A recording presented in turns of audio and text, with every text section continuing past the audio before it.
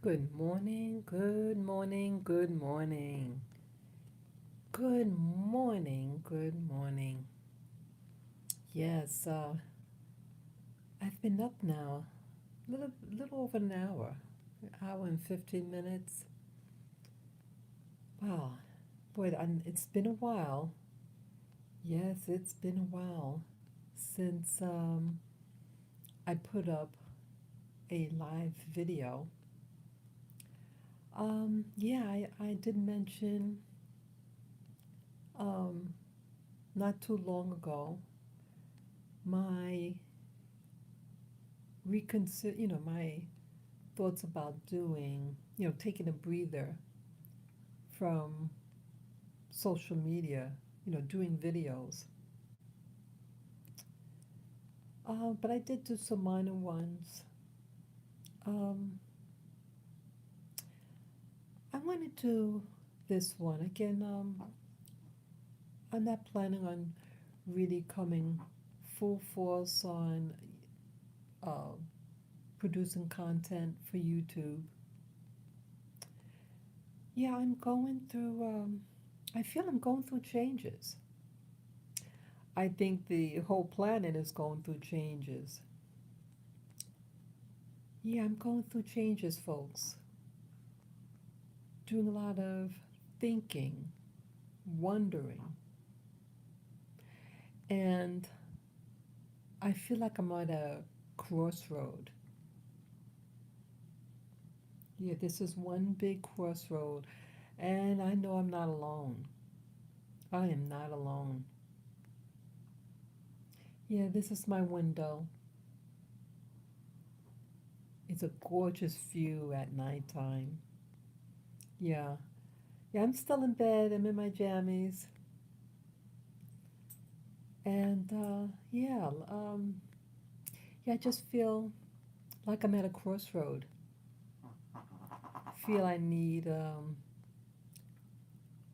spiritual counsel. Don't know where to find one. Yeah, I think a lot of them the spiritualists are on vacation somewhere.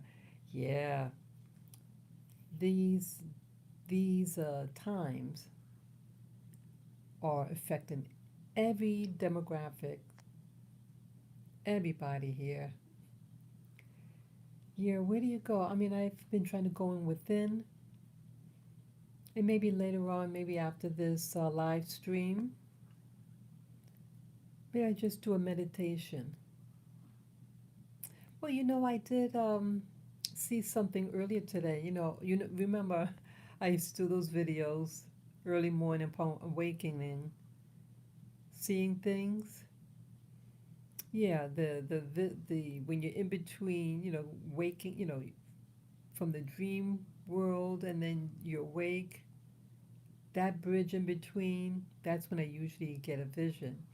And yes, that did happen today. And I wasn't going to talk about it, but it was real brief. Yeah, I saw that it looked like a portal. You see like a hole, a jagged opening, and like light coming through it. And you see these things suspended in air, weird shapes, bands of something is hollow inside and uh, really oblong shape, really weird, distorted shapes, creamy color, creamy, off white. And they all seem to be suspended in air and it's just spinning and then it disappears. Yeah. That happened this morning, around 4 o'clock this morning. Um, and I just stayed in bed. Well, again, let me see. Yeah, what I wanted to talk about. I want to talk about in my perspective about racism. And yeah, one of the recent videos I did, I think it was about a week ago. Um, yeah, I think it was actually Mother's Day. Yeah, I mentioned about something that I observed. and it upset me. And yes, good morning, viewer. Good morning, good morning. I'm just really just getting started. I didn't really get into, just giving introductions since it's been a while since I've um, come on live this time. Yeah, I talked briefly about this vision that I saw, this portal, and these things suspended in the air. That's the only thing I really mentioned.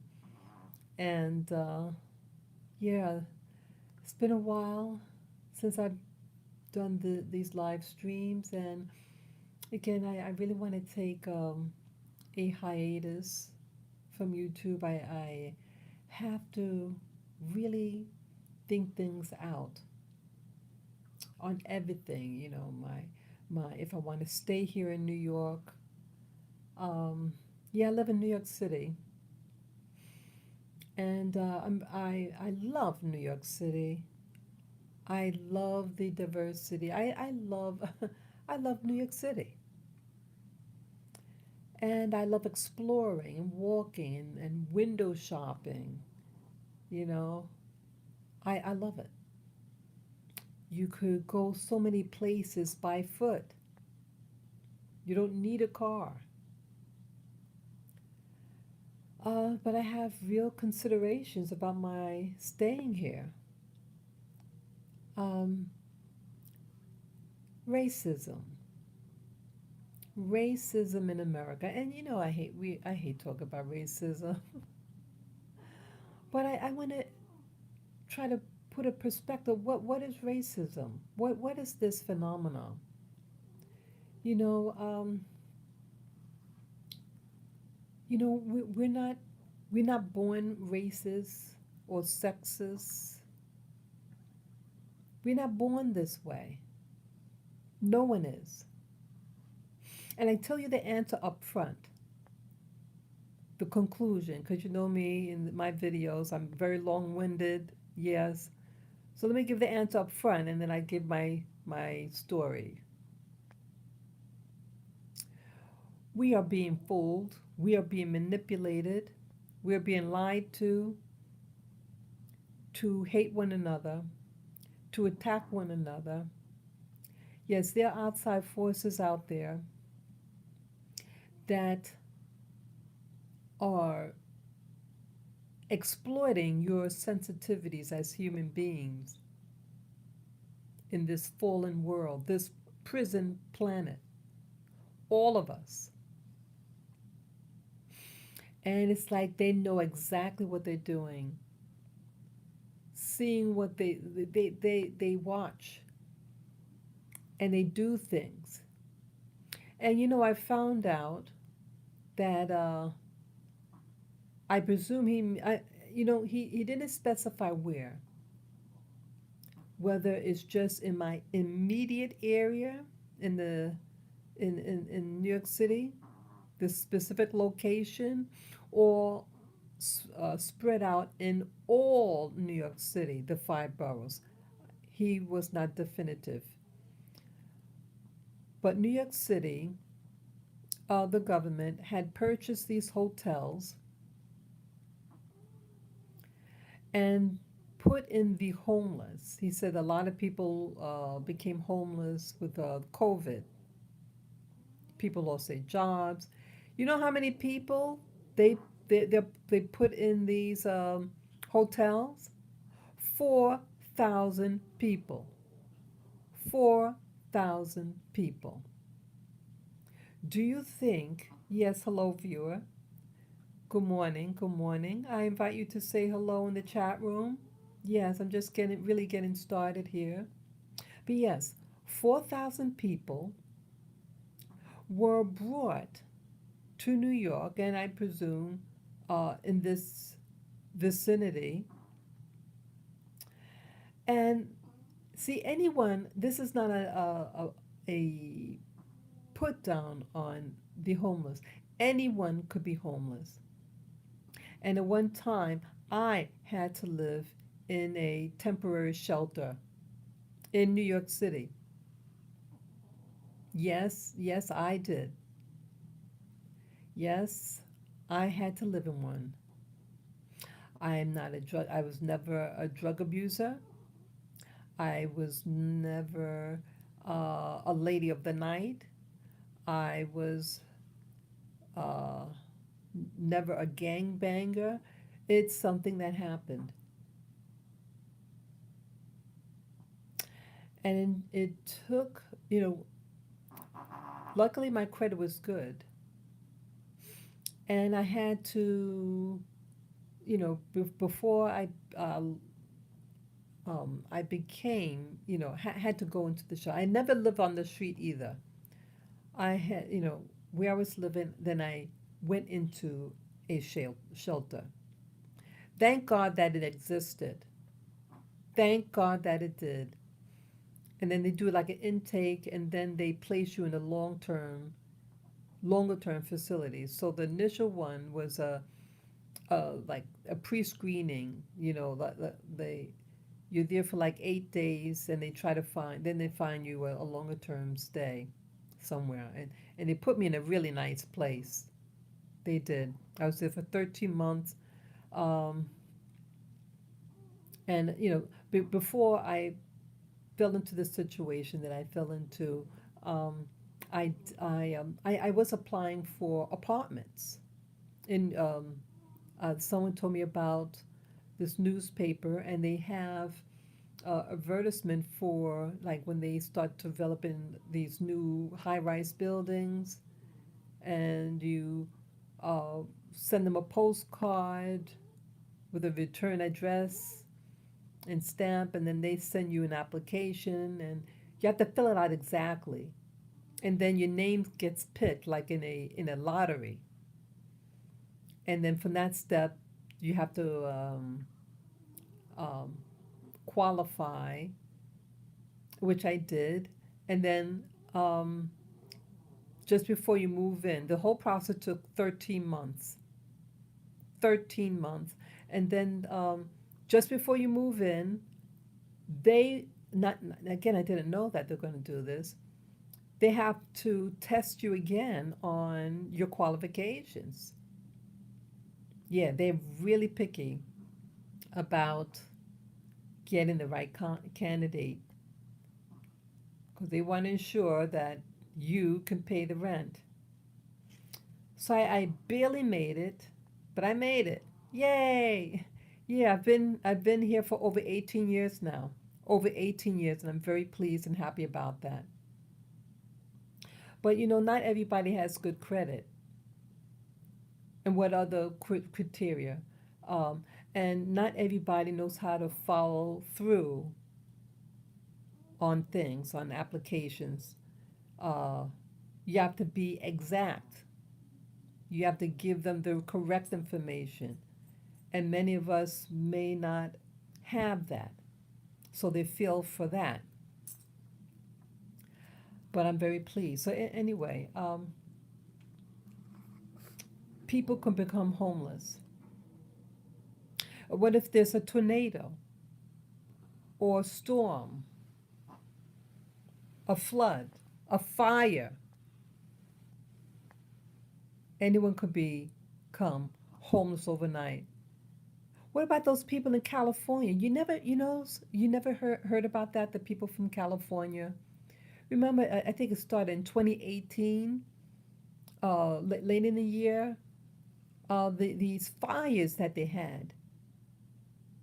And in 2019, again, identical. And it looks suspicious, people. You saw like a laser. I kid you not, they had the video. What looked like a laser coming down from the sky and zapping different properties. And the type of fire it was. Okay, how things burned. Like the trees burned from the inside out, suggesting that's some type of weaponry. Yeah, you notice they don't talk about that.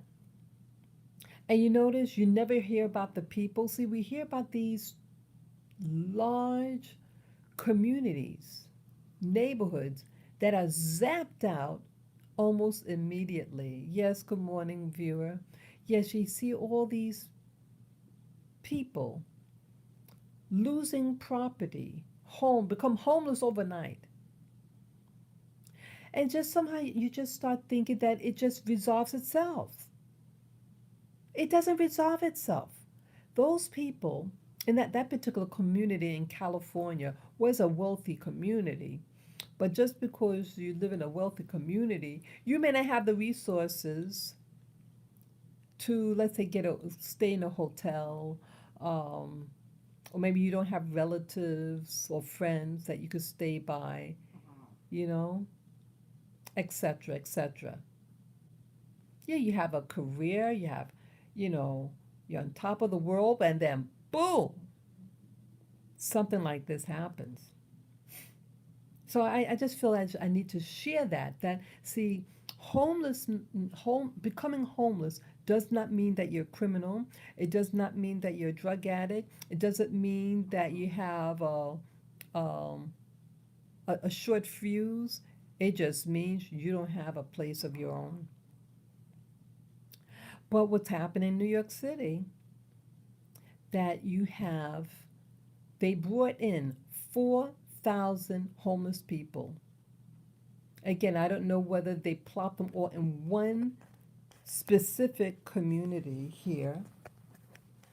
But one thing we know, that a lot of the um, violence that you see, like the one with the Asian lady in Midtown, was savagely beaten by a man that's living in one of those homeless, place for the hotel that's set up for the homeless, and had a violent history. Let me tell you, I made mention of this, but he was thrown in prison, excuse me. He could have been, it would have been 19 years of age he was at the time, where he murdered his mother. You heard me right.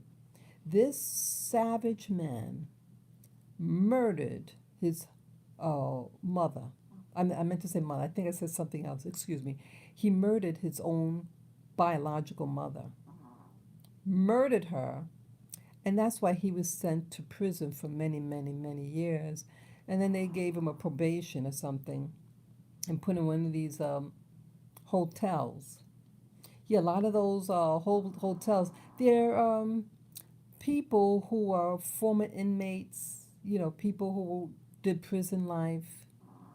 And many of these people are black Americans, uh, live in very hardened lives. Um, and now you have what started a little over a year ago. They did the lockdown in New York in March of 2020. I think it was, yeah, around March 14th or 16th, they started, closing everything. And the rest is history. And what has been happening? You had all those riots. And then now, all of a sudden now I did hear, um, it could have, let's see, I think it was in February, it was early. It could have been February of last year. I did start to hear something about the Asian beating. I did see some things, but it's not like what they talk about today. But yet, I remember seeing a YouTube video, and it was this guy, young guy, assaulting this tiny little um, East Asian looking lady. I'm thinking, why are you doing something stupid like that? What is have yeah, back then they called it um, coronavirus. That's what they called it, coronavirus. And then they switched the name a couple months later and called it COVID-19. Yeah, coronavirus. And it's the first time I ever heard that term. Why? What does that have to do with these people here in New York. They're not in China. They're right here. And anyone could get a cold or flu. It's all in the air. You're going to start, let's say, with little children. You remember? Like, they blame little children when they get colds. Says, oh, you can't bring a kid because they got colds and flu. Where did they get that from? It doesn't just come from nowhere. It comes from other people. And anyone can get a cold or flu. So it's just really something that how, even a little child could be targeted. You can't bring little children in hospital because they say, oh, they got their germs. Well, how's that different from someone to say, oh, we don't want people from a particular group here because they got germs, right? What's the difference? Anybody can get germs, and anybody could get sick, right? But I'm just noticing these trends. So yeah, so last year that I did see just a smidgen number of attacks on East Asian looking people. But now, 2021, a little over a year later, um, was that in late March, yeah, late March, and then all in April. Okay, in this month, May, man, this month is going fast. I thought April went fast, but yeah, that attack with this lady who got stomped on, caught on video of a Asian woman going to church, and the man lived nearby for one of those shelters on 40th Street. The guy that was who had murdered his mom, his own mother, did this. I think it's an anger. It's a displaced anger and resentment. So you have this lockdown. And again, as I mentioned earlier, that this lockdown, I think, is all socially constructed. It's done by design. People get colds and flus, and the number of people who got sick from this is the same number of that has been going on for years. It's a cold flu virus, and it's not like a new surge in numbers of people when you compare over the years. In fact, it was worse in the past, and not just in 2020. So you're taking an event that has happened that, over the course of years, but you're going to change the name and make it something there's something new, that's something that's ravaging people.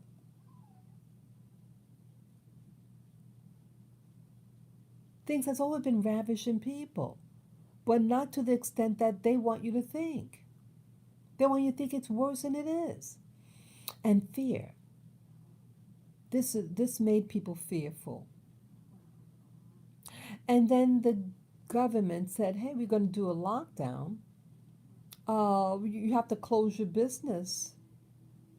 But meanwhile, you have to pay your lease, your mortgage, your rent, right? You gotta eat. The bills don't stop. You still have to eat, right? It costs to live, and this puts stress on people. And then you have information about a country. Now, people in the past, what about bird flu or Legionnaire's disease? What is Legionnaire? These are all older people on vacation on a ship. So you're going to kill all old people because or you're going to kill all birds because it came from bird, right? But that never happened. So why is this? Yet things are being weaponized. Information is being weaponized to, I feel, to cause this strife between people. And so yes, the thing, this virus that they call coronavirus, initially called it coronavirus, placed in Wuhan, China. And I saw horrific things on television. Yeah, this was in January of last year, January 2020. And you see people uh, convulsing on the floor. It looks spooky. And I'm just thinking, it's okay, it's just something that's happening there in Wuhan, China. And then all of a sudden, you heard a report that it happened here in New York City. Oh, no, in, oh, what's that place? It's just north of New York City, New Rochelle. Okay, New Rochelle. Uh, the man came from Europe, white fellow, and he comes to I guess he lived in New Rochelle, whatever. And then, boom, that area got infected. It was an Orthodox Jewish area. And then they did a lockdown on that, but they kept quiet about it, though. But I think that was the first community, at least in New York City, right on the edge of New York City. New Rochelle is just right there, right above New York City. Um,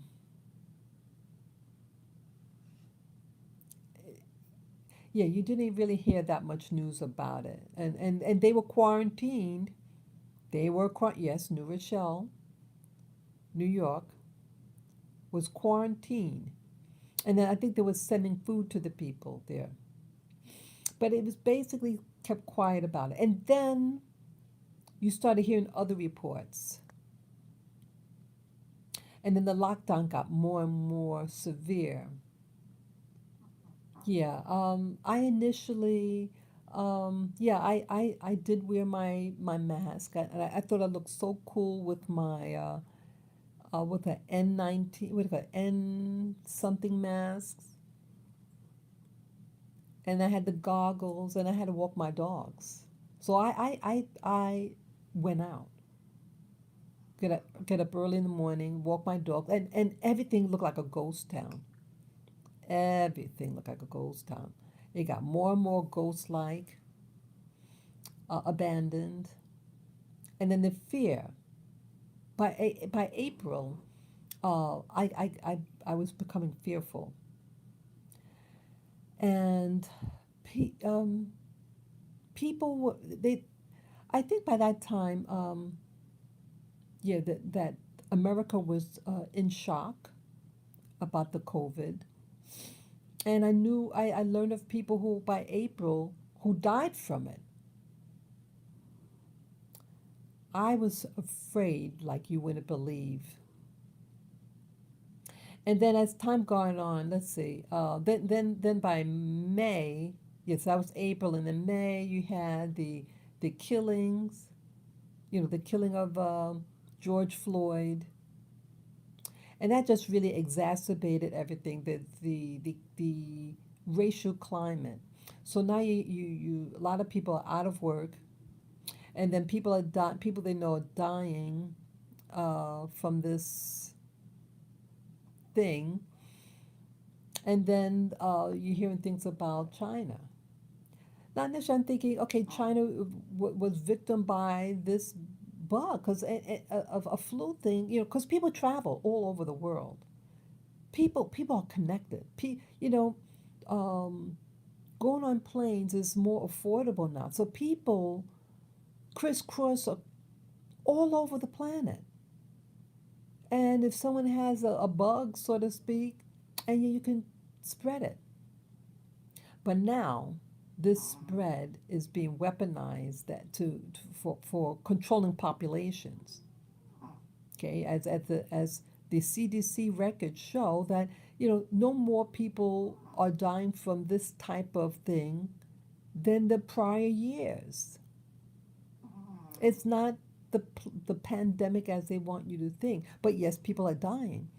It's just that they are reporting it. They are reporting it. It's like say, oh my God, it rained in the springtime. Well, it always rains in the spring, right? But now they're verbalizing it and think it's a new phenomenon, and it's not a new phenomenon if you look at the numbers. But either way, that's just um, what the figures say. But either way, uh, people started now wanting to rechannel the energy because now this fear took hold in April because you start to hear about the deaths. And in my circle, I learned about some people who I knew of who passed away. Um, and then the violence in May, with the George Floyd individual who got kneed to death by this cop. And then there were other things. There was something in February in the southeast, I think it was the southeast, got the jogger, Aubrey. This guy by the name of Aubrey. He was just a jogger, a black jogger. And yes, he did go into a construction site. It was a private home. Everything's open. There was no. It's not like he broke into it. It was all open to the elements. And he took a quick peek and then he left. And there were other people in the past who did the same thing because the place was under surveillance by security cameras. He didn't take anything, and two of the neighbors killed him, chased him down, and shot him dead. Horrific. So now energy is energy. Fear is an energy. And so they used that fear that started taking up speed in April when the deaths started occurring, and then saying about Wuhan, China, and then hearing that hey, that they didn't let people know ahead of time. They try to hide it, the severity of it, and so just hearing that, I guess the public hearing that, and then the racial climate now, that now they're lashing out. So all of last year, from May on to the election, again, it's election year, and that's also what it's about. It's weaponized. This disease became weaponized, and racism became weaponized because it was an election year. Yes, it was an election year. Um, and it was used to uh, manipulate votes. Um, so, what is racism? So, again, what I'm trying to get at now is that, see, an environment has to be developed. Fear is a big one. And I think that's how racism really begins with fear. Fear that when you can no longer pay your bills because of X, Y, and Z. And that's what happened what started to develop in New York City, where I live. Um, People losing their jobs, and a lot of black people, I guess, were losing their jobs. But a lot of black people also kept their jobs. Like you have many blacks and other, and Hispanics that work civil service, like the MTA, that's the transit system. Many, the mass majority are people of color.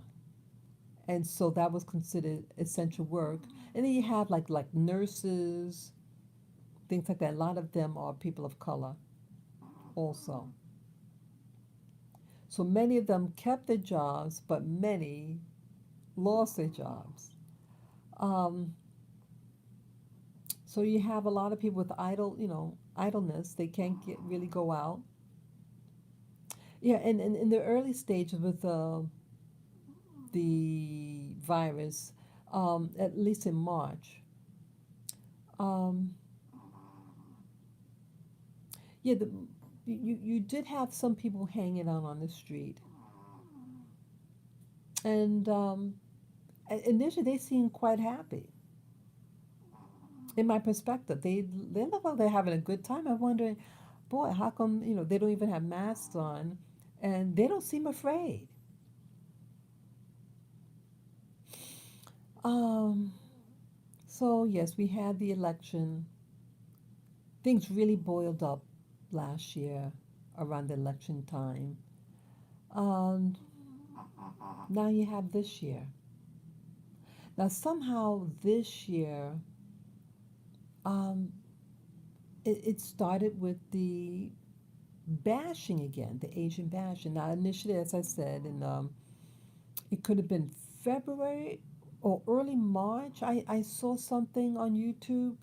I said, this is weird. Why would someone want to do that to somebody? What's happening in China?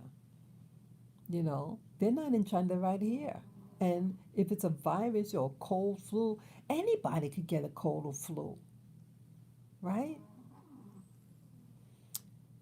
So now it's like I'm hearing, or at least on my channel, I'm being referred to these videos. Again, this could be social engineering too, to make it seem like that's all what's happening now. But it happened in my neighborhood. The lady that got stomped on camera, it was horrific. Um, so this is where I really begin. Um, what's going on? What is going on? All this stuff. So I think now in this part of the video, this live stream, I want to talk about um, experiences and perceptions about how racism uh, gets a grip. But I first want to show you my dogs. You're going to wonder, why are you going to show me your little doggies? Well, one thing, it was one of their anniversaries. Yeah, but I'm going to make a point though. Okay, let me show her my little boy. This is my little baby boy. Look at his face. Isn't he cute? He's cute. This is Lavender. Yeah, this is my little boy Lavender. He is a Pekingese. Yeah, he's just sleeping here. He's sleeping. He's really cute. I hope you guys could hear me too. I forgot to check the volume. Let me make sure the volume's up. Oops. Okay. Yes, he's 8. Yes, he had an anniversary this Mother's Day on May 9th. I was meaning to do a little celebration, but yes, his name is Lavender, and it's our 8th anniversary together. Yes, he's my little boy. Look at him. Oh, he's so sweet. And this is my little girl. Hey, Lily. Lily. Hi, Lily girl. Hi. Ruff, ruff. And Lily's my first dog. She's a Havanese. They come from Cuba. And this is my other dog. This is my little Shih Tzu. Yes, she's my little baked potato. Her name is Lilac. I'm gonna say her name is Lilac, the Shih Tzu, and she's 11. So she's 11. She's 11, and he's 8. And 8 years ago, this past Monday, May 9th, I brought him to my home. Yeah, I got him. So why I mention that? Why why do I mention that? Well, these are all 3 different breeds, and they get along. They get along, and they play together. They eat together, And yeah, they might have a squabble like this one and this one, the big one there. They do compete for attention with me. Yes, they do. But outside of that, they get along. Okay? So why I mentioned them is because, see, they only know the moment. They don't wake up in the morning, I'm going to get so and so because they're from Cuba. Or the Cuban dogs say, oh, well, their origins are coming from Asia, so I don't like them. They're all little animals. They're in the moment and they live and they rely on me for everything. But with racism in America, what's happening that there's a fear component that, as I said in the beginning, that is being socially constructed, in my opinion. Um, how does it work? Like you lose your job. Well, let me tell you some of the trends that happen here in what's happening in New York City. Like remember, about a week ago. Yeah, I did that video about a week ago, and I shared the perception that I got off of what I observed, and it bugged me. I shared about um, I was watching these two white women waiting for a taxi, the yellow, those yellow taxis in New York City, and they had a giant pit bull type dog. The different types of breeds within that, pit bull types. And this one was the super size one. They came up to your waist, just on its four legs. It comes up to your waist. And the two ladies just stood out to me. They looked like um, people were kind of like down and out, like we New York City gets people from all over the world who transit people who are coming through. A lot of the whites from out of state, they come to New York City with their pit bulls and they live on the street. They look like they just arrived. See, they were right by the Grand Central Station. That's on 46th Street and on between Park and Lexington Avenue. And they just stood out to me. And they had a small luggage. So I just assumed that they just came out from the Port, what do you call it? Not Port Authority, I meant to say Grand Central if I didn't say. It's Grand Central. And I'm wondering, boy, I wonder how they got their dog from the Grand Central. So I mean, they had it coming from somewhere. They obviously look like they just arrived somewhere. And I'm wondering, boy, they don't have a crate or anything like that. And because I have my little dogs, and one day I had tried to, um, I took my little girl here. She's my first, and I wanted us to go take a little day trip up north. So we were to take a bus, and she has a carrier, and I put her in the carrier, traveling carrier. Okay, and when I was about to go aboard, they said, "Is that a dog in there?" I said, "Oh yes." Says, "You can't go on this bus with that dog. We don't allow dogs. We don't allow pets aboard." I said, "I didn't know that." But it's enclosed and everything. He says, "I'm sorry, no animals." But they did reimburse me. Okay, so I'm stuck here in New York City because I cannot take that bus. That bus was on the Port Authority, which is on the west side, and the Grand Central's on the east side.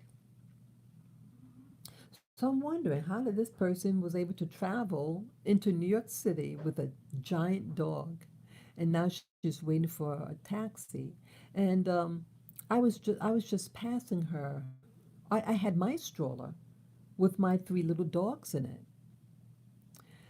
and I wanted to hurry past her because I am a little nervous around pit bulls, and my little boy Lavender, this one there, see this one, yeah, he likes to bark at other little doggies. I got to get him out of that habit. But yes, he does that. He does. Well, so I hurried past her, the two ladies with the giant pit bull, and everything was cool. My little boy didn't bark. Um, but that's when I heard her say, as I was passing her, she asked the cabbie, um, who was standing next to her, "Oh, do you take dogs?" And then I stopped in my track and leaned against the wall of the building because I was curious whether he was going to take her. And he does. He takes her luggage, puts in the back, and they get on. And I I was offended. And let me tell you why.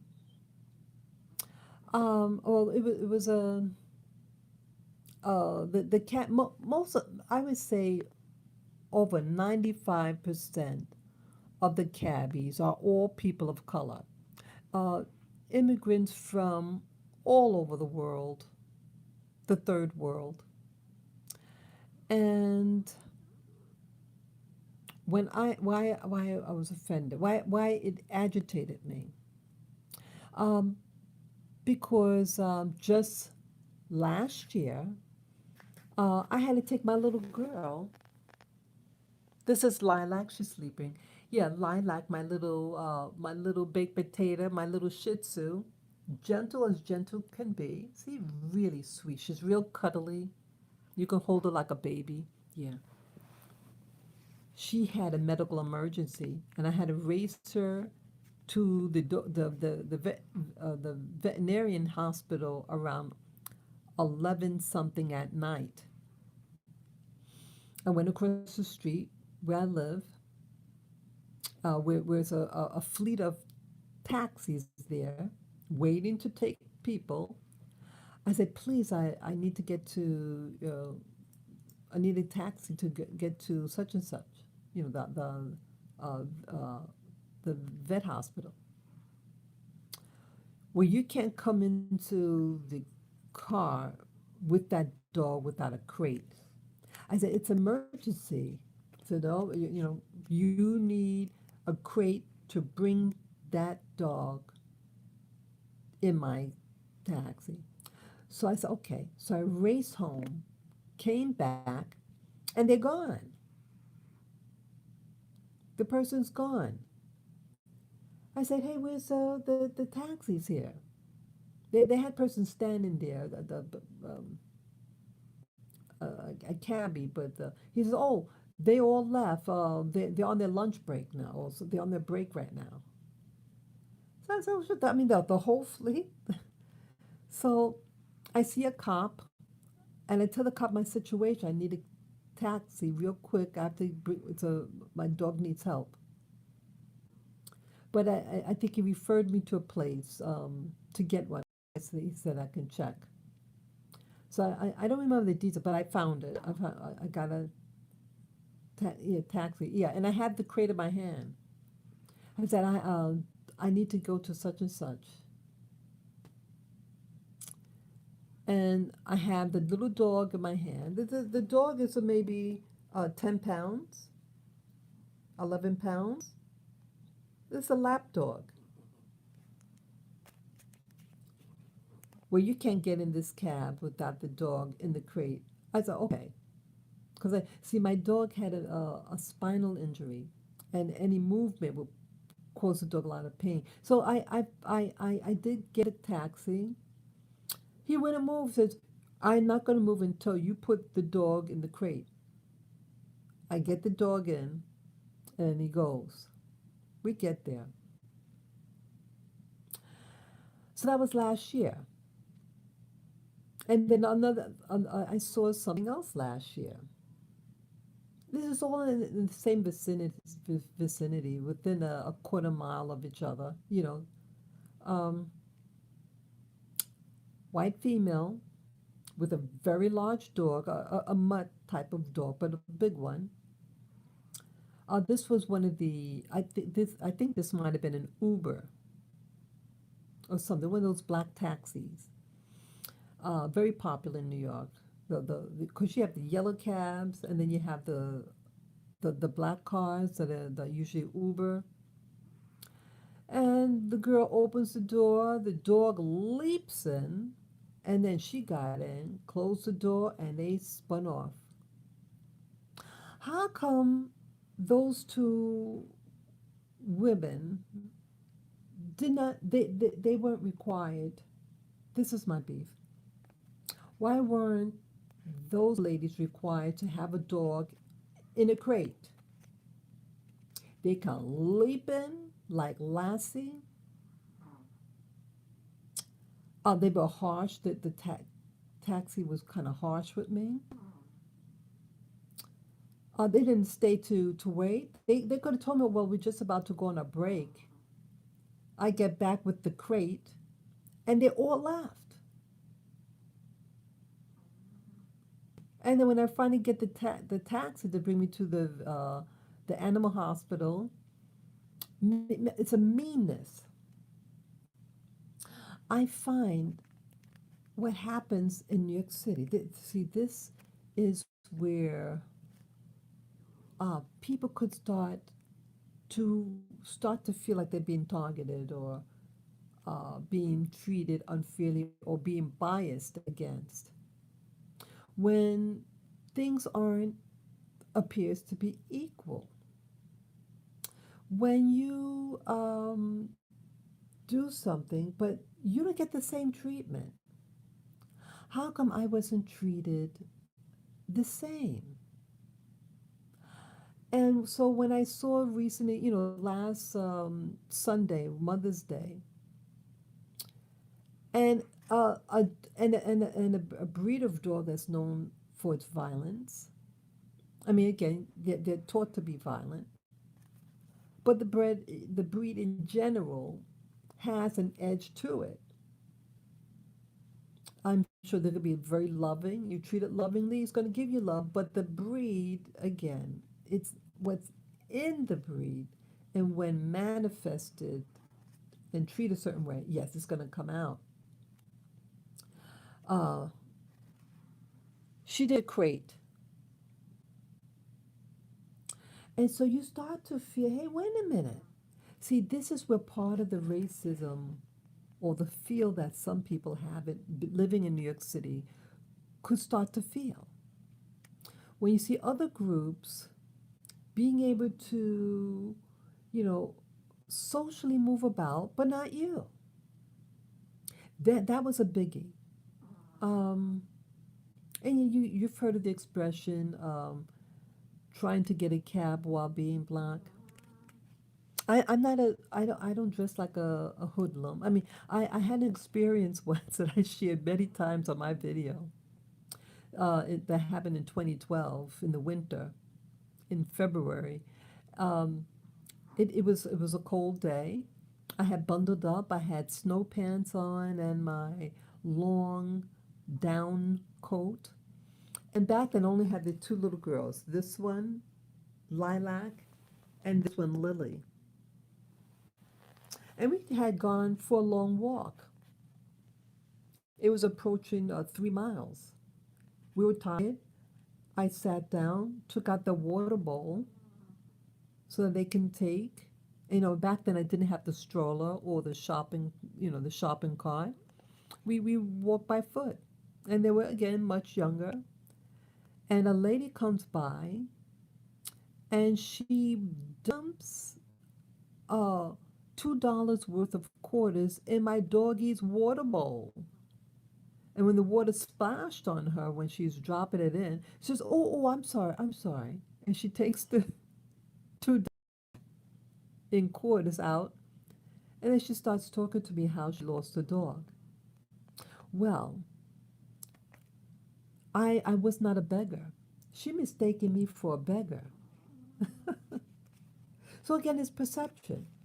Again, I'm a black woman, and there weren't many people around where I was sitting.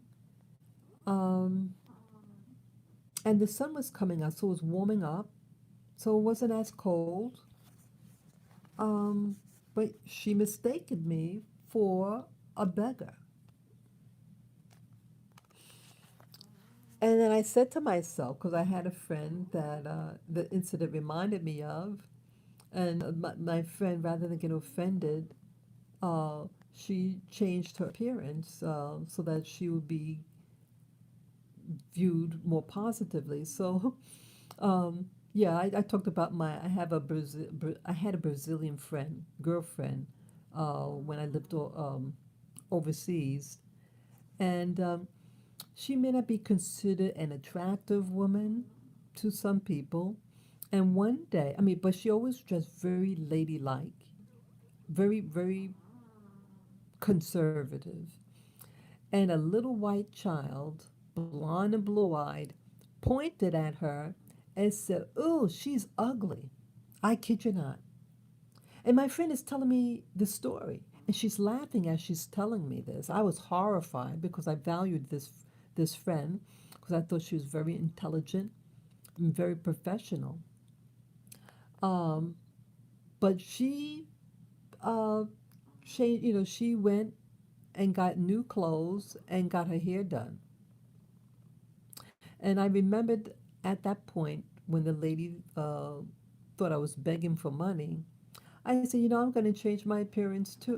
Get a new wardrobe, new outerwear, and that's what I did. Yes, sometimes perception, how you dress, is perception.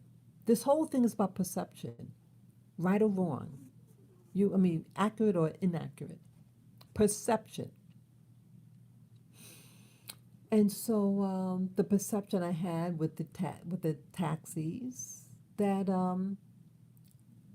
they treat white people and East Asians one way when you're getting a taxi, and people who are perceived as being black people another way.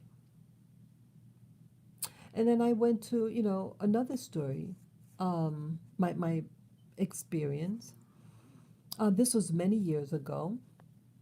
I had come back to New York City. I lived away from the mainland, and I came back. And it was a nail salon right near, just a couple of doors from where I was living at the time.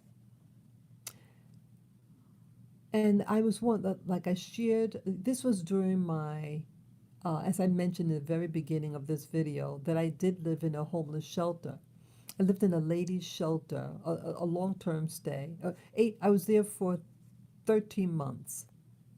It was a nice place. Um, yeah, I was very blessed to be in a place like that until my apartment came through, etc., and work came through, all that. And one of the ladies there said, "Don't go to that such and such place next door because they're racist against black people." And this was an Asian place. And I said to myself, "Oh, I didn't take her serious because I've always done business with people from East Asia. I find them very nice." And so I go in, and I'm thinking I'm not a street person. I'm a good black person.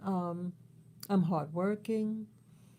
Uh, I don't act like I'm from the street. I'm me. I'm a good person. Well, it didn't matter what I thought about myself. What mattered to her was her perception of me. Her perception of me was I'm a black person and they don't want to do my nails. Now I have very nice nails. I have nice hands. At least I've been told that.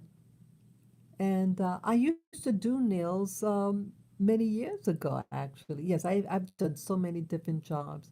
Yeah, I used to do manicures and pedicures in high-end salon. Yes, I did.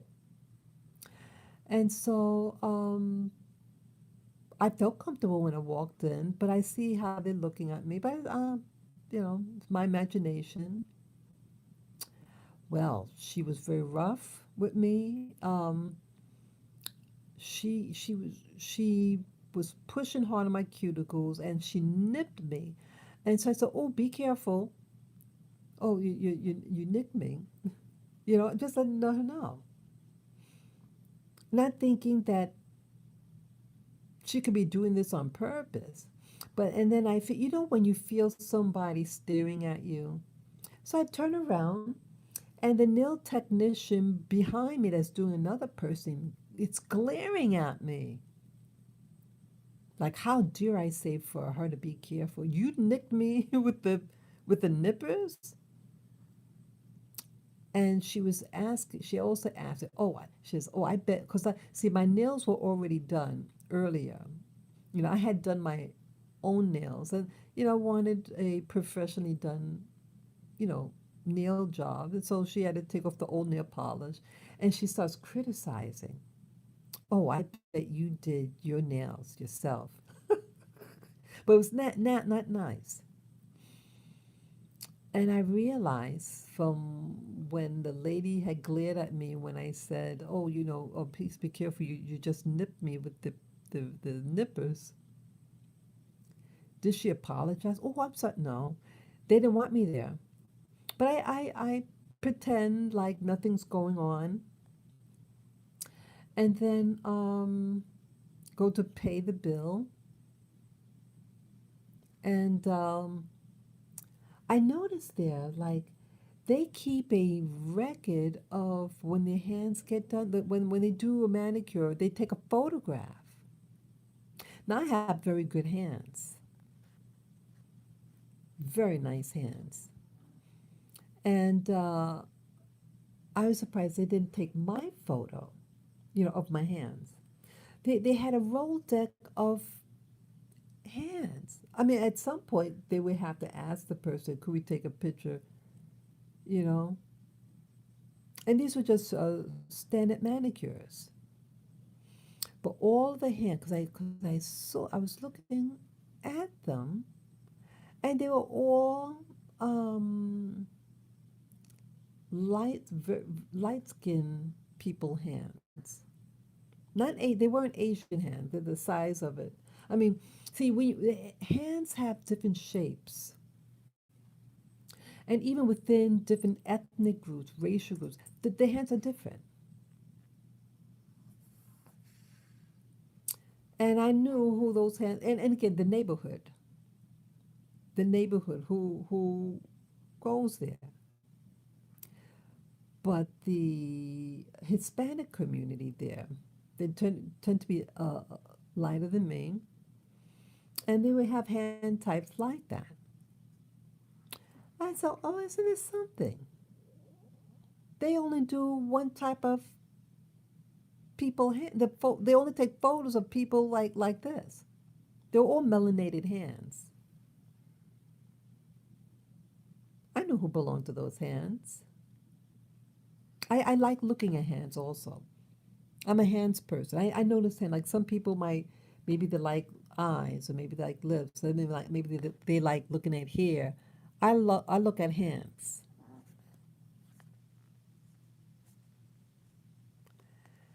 And so I realize what the girl where I live was trying to warn me about.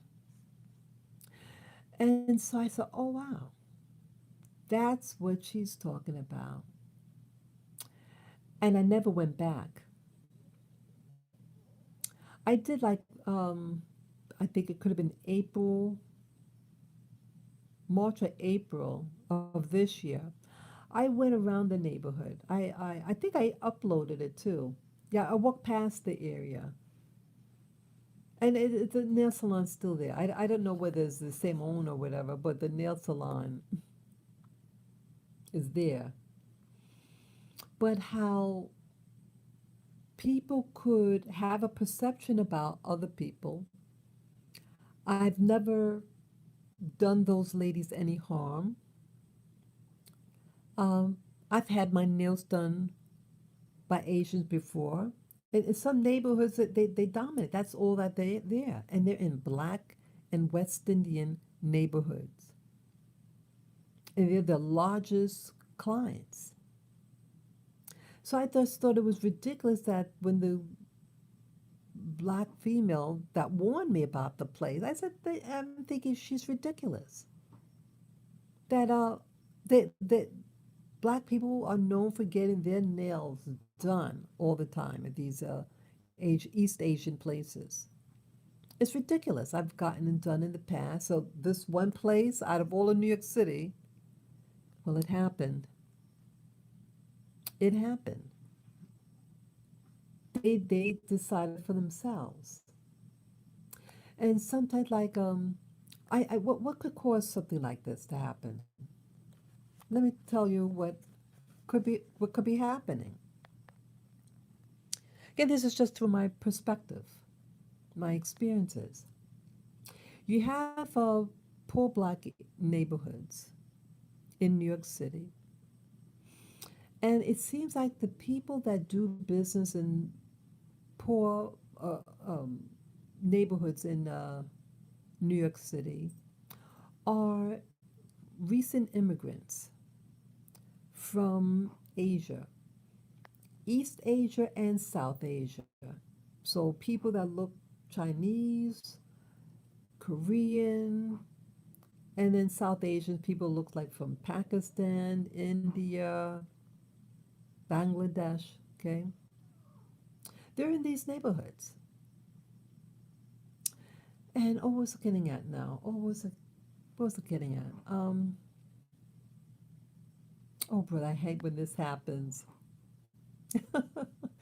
um, oh, I remember now. Yeah. So I had an appointment in Harlem, in New York City. That's a Upper Manhattan, and Harlem actually is diversified. It Harlem was a place of new people. Harlem is not an old place in comparison to New York City, all of New York City, um, because New York City started out in southern Manhattan, the lower tip of Manhattan, and parts of Brooklyn. And a place like Harlem was considered the countryside. But it it it it grew. The population was growing, and yes, we used to have slavery in what we know as New York City. In Yeah, New York had slaves, and it ended slavery in increments. I think in 1830 something or 1840 something, and in increments, and then it phased out. Um, And so you started to have clashes of the different new immigrants, non slaves, and they were picking on the slaves and the newly emancipated black slaves. Um, so the former slaves were in competition with the new arrivals from Europe. So some of the people in the black community then heard about land being sold in what we know as Central Park today. So this person bought parcels of land up there, and then other blacks moved there also. And then also other Europeans came as well. So it was an integrated, they had different ethnic groups, but it you had blacks that lived there. And then I did that video, was it last year? Um, what was it? Starts with an S. something village. Yeah, it was taken away. You have these developers, and they decided to make that neighborhood and the surrounding neighborhoods of these freed blacks and other Europeans. They confiscated their land. I think they were paid for the land, but it was by force. They had no choice, and they were forced to move out and make a park, make it into a park. But okay, so the so anyway, so Harlem, what's known as Harlem today. I mean, that area with Central Park, that's not Harlem, but north of Central Park, that's where Harlem begins. So 110th Street and up, I think technically that's where Harlem begins. And you, again, Harlem, that area, it was considered the countryside with the early New York City developing. And it was filled with people from people leaving, blacks leaving the southern states, because again, blacks were being, right after slavery, uh, uh, physically harassed and killed. They wanted a better life. So they moved up north. And then you also had a surge of people from the Caribbean, all parts of the Caribbean. And you also had Europeans. Yeah, yeah, Harlem is actually a mixed pot because my parents were born in Harlem, and everybody was from somewhere else. Everyone, it was all immigrants or people relocating from the South. That's what Harlem was. But they want you to make you think that it's just black people. It was always a mixed community, always. But you have pockets of areas that um, ethnically, more similar. So you have parts that are Anglophone people of color. So there could be West Indian and from the southeast. Then other parts you might have from Spanish-speaking places. You also have Europe. Yeah, they were there. Um, but either way, on 125th Street is like the place. It's a major strip in Harlem. It's a commercial strip, and I had I had an appointment up there, and then we were leaving in the evening. It was it was dusk, and I'm leaving with some other people, and one of the ladies, we were all black, and this one of the people I was with was very um, aggressive, verbally aggressive. And we had gone into a Chinese takeout, fast food place. She had placed her order, but she was really mean and nasty. This acquaintance of mine, very harsh, and she didn't live in that neighborhood. None of us did actually. We lived other parts, but we all had to meet there for this thing. And I see what happens. Now, none of those people that I was with live there. And the lady, it looked like the people, new arrivals to America. And I thought how the person that I came in there with was out of line. And I see how some of the East Asian people or South Asian people would think about some of us. That we are hostile, we're mean, rude. And so when my friend left first, and I kind of lagged behind because I wanted to talk to the lady, and I apologized to her for the person that just left. I felt it necessary to do that because see, you only have could make an impression once, your initial impression, and when it's hostile, that's could forever be implanted on that person. And I'm letting her know, the Asian lady, East Asian looking lady, know that I saw it happen and I apologize. She has feelings. See, we make an impression on other people as black people, any group, any group. See, I think what happens there. See, my friend had nothing against. I don't think she had anything against Asian people. What I know of her, and she works for the FBI. Yeah, so she's a college person. She works for the FBI. And no, I do not or ever work, never work for them either. But my friend so happened to work for them, and but yet she's treating this woman horribly.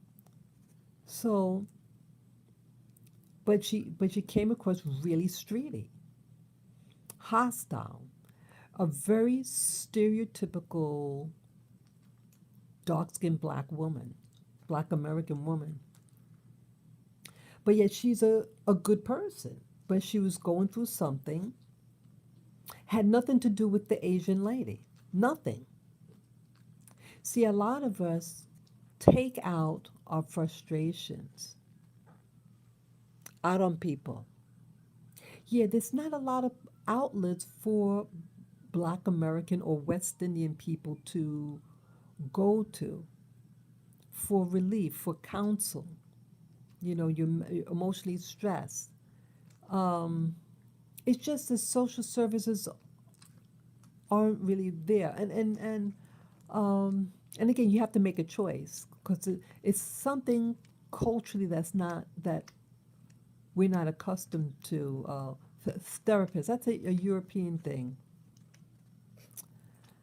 So it's kind of foreign, I think, to West Indian people and Black Americans. It's just one of those things, or Hispanic. It's not something that's created by us. Mental health facilities, but we need it.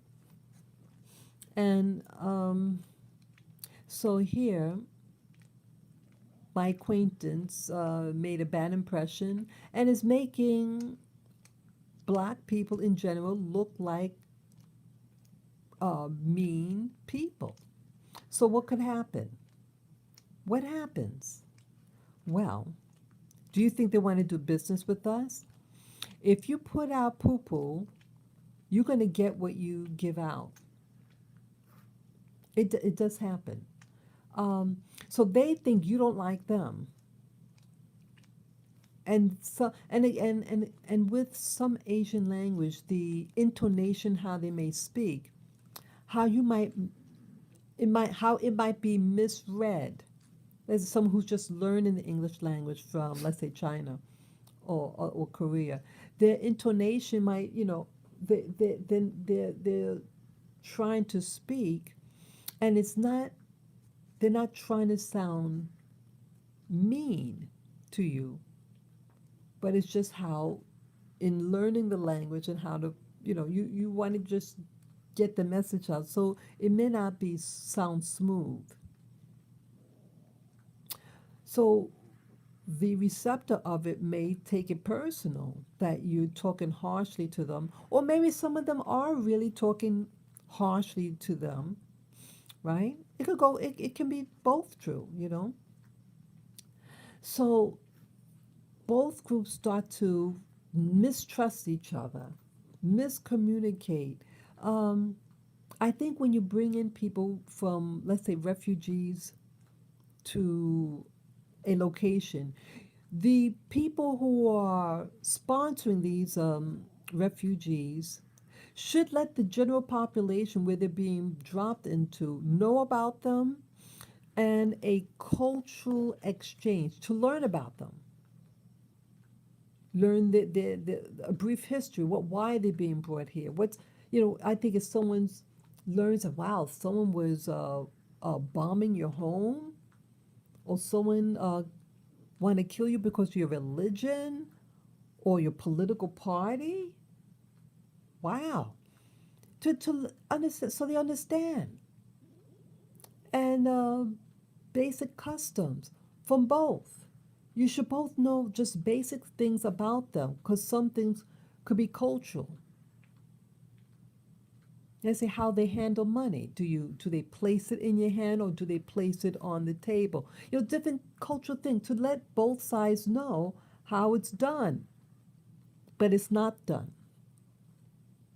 And this causes misunderstanding. And I think a lot of this is done deliberately, part of social engineering. Just dump them at a place and going to watch them fight. It's wrong to do that to any community, rich or poor. You should know what's going on, why they're being brought here in situations like that. Yeah, New York City brings in refugees. Nothing wrong being a refugee, but let people know. Discuss it. Have understanding. Teach everybody how to say hello in each other's language. Just to break the ice. Just basic communication. This isn't done. And I think that adds to the mistrust to one another. And a lot of things are dumped into black neighborhoods. Drugs are also dropped into black neighborhoods. Everything is dropped here. So this brings division when there might be, culture, you don't understand what's going on, how commerce is done, or by haggling. You go overseas, it's a thing called haggling. There's a sale price on something, and you just don't buy what the sale price is. You what they call haggle. Hey, I'm willing to. Okay, let's say it says $100. It says, hey, uh, could you, hey, I'm willing to pay maybe $80 for it. Then they say, oh no, $90, and then they, oh okay, how about 85? It's okay. You know what I mean? It's a negotiating, haggling, and this is done in many many cultures overseas. And when I was in the military, yes, I went to places where haggling is done. And it doesn't mean that they're bad people when you haggle. It's just knowing what is going on culturally. This is not done for New Yorkers, people from New York City. Schools, people from other countries. And they're bringing them in school, and maybe they look differently, or they may not speak the language. Hey, let people know, hey, that we're getting people from such and such place, and here, this is how you say hello in their language. So at least you'll be able to say hello, at least. Introduce people to different things. Yeah, it's essential. So again, New York City is like many big cities, and it just seems so deliberate about the type of the things that happen here. What happens in New York City? We get let me talk about this. Perception. This is again about perception, and could make blacks in particular, black Americans in particular, question certain things. You ever want to go to a doctor and you can't get a doctor from your community? Why is that? When I was a little girl, I had a black dentist Black American dentist. And I had what do you call a baby doctor? I remember him.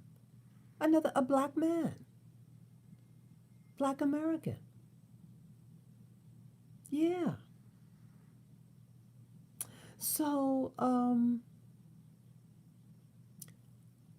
where are they now? Um, I don't know any Black American doctors. I'm a veteran, as many of you know, and I at times go to the VA hospital, Veterans Affairs Hospital. It's free for us, so I go there at times. Did you know that when you go in there, now they have American blacks that work inside that hospital, but not as doctors, phlebotomists, uh, janitors, okay? But they bring what you call residents, the people in medical school and they do the residency. And they show a list of residents. And when you look at the photo, none of them are American blacks. They're either whites, European whites, and Asian. That's basically what, and some might have an African looking person, West African looking person. But American blacks, they're not in there. And one day, this was recent, this could have been 2 years ago.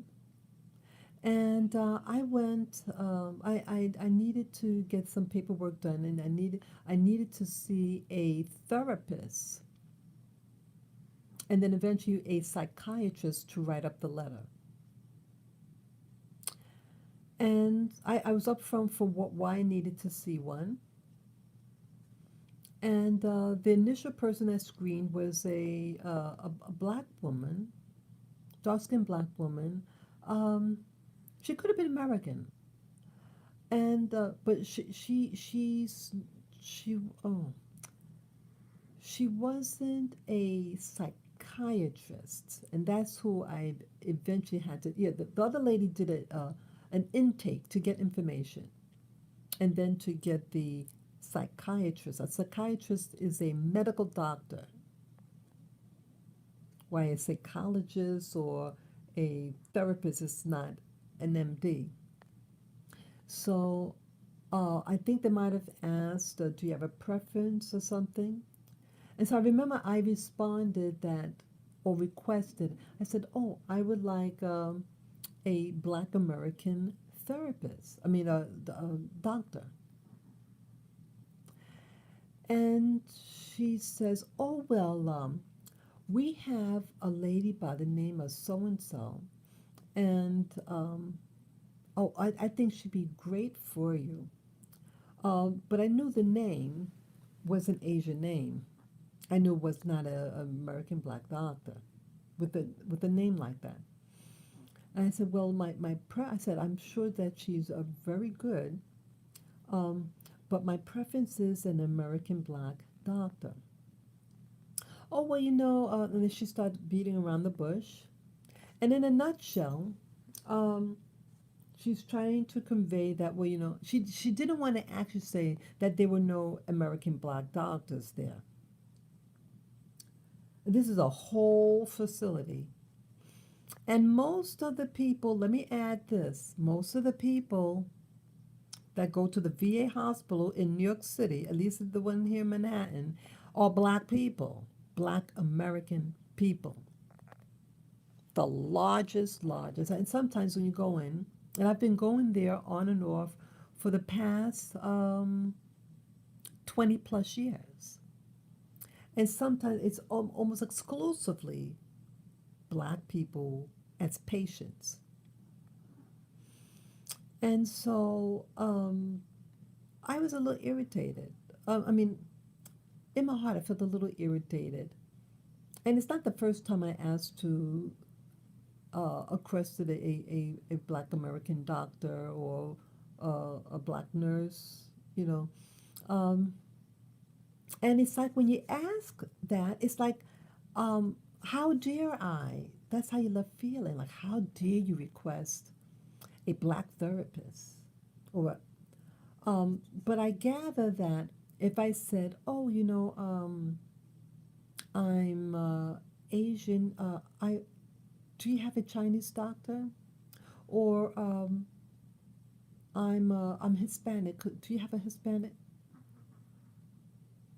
Or I'm Orthodox. Do you have an Orthodox Jewish Orthodox doctor? You're not perceived as being evil when you ask that if you're from those groups. But God forbid if you are an American black veteran. And you just said I my preference. I didn't say I demand. I'm not that type of person.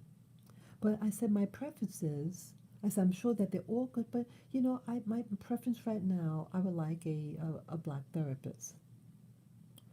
Well, so this woman, a black woman of some type that I'm talking to, who did my initial screening, and she was initially very nice. She says to me in a very nasty voice, well, some people don't identify with those terms. Real nasty like. And this is about a year ago. It was just before COVID. Do you think that's a good response to someone who is a mental health provider who just did your initial in screening before you get to see the medical doctor? Is that professional? Why are you offended? Because they don't want to hire you. They hired her for that. Yeah, they hire a black person to take your blood. Oh, or a nurse, yeah, but not a medical doctor. If they get a black person who's a doctor, they're from another country. Or they could be, yeah, they're from another country, or they could be what they call a black Latina. Let's say a black person from Cuba, okay? They don't like us. They don't want to be associated with black America. And this is a black woman. It happens. And I'm familiar with that. And I don't care what people are. I care what people do. Let me repeat that. I don't care what people are. I care what people do to me. I grew up in a world of all types of diversity, especially when junior high school age. So I was 12. So at 12 on, my world was very diverse and remained extremely diverse for much of my life. And it seems like more and more as time goes on, I see less and less Black America. But I see Black America, when I do I see us living on the street, begging money. Um, and now with COVID, us acting out of our mind, out of our right mind. In New York City now, who do you see beating up people? Who? Who do you see on YouTube? What they air on YouTube or media of some sort? Who do you see beating up people, slashing people, stomping on people? Who do you see? Okay, I know what I'm seeing, and I'm scared. We're all becoming afraid. See, isms such as racism is something that's taught when and it gives no excuse to lash out or stomp on people, whatever. But I'm sharing a perspective that could make people who are mentally imbalanced to become to become. If you think things are being taken away from you, financially especially, and then you can't afford your home and you become homeless, or you don't see people who look like you working at a place. I worked in many industries in New York City. I worked in private corporations. Very few black men work in private sector. And if they do, they seem to be a type of LGBTQ type of person, just in my perspective. Um, and then I worked in the restaurant industry. Very few Americans. And definitely, well, I saw one black American female, and she got hurt on the job, and they made fun of her. Yeah, she was one of those extremely large black women, but she was nice. She was a nice lady, and she was pregnant, and she fell on the ground, and I hear the white European say behind her back, "Oh, she fell on purpose." And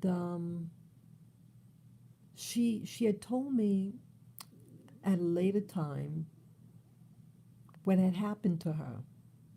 I was new on the job, and she said she was crying in the bathroom because she's been mistreated, and she just can't cope working there.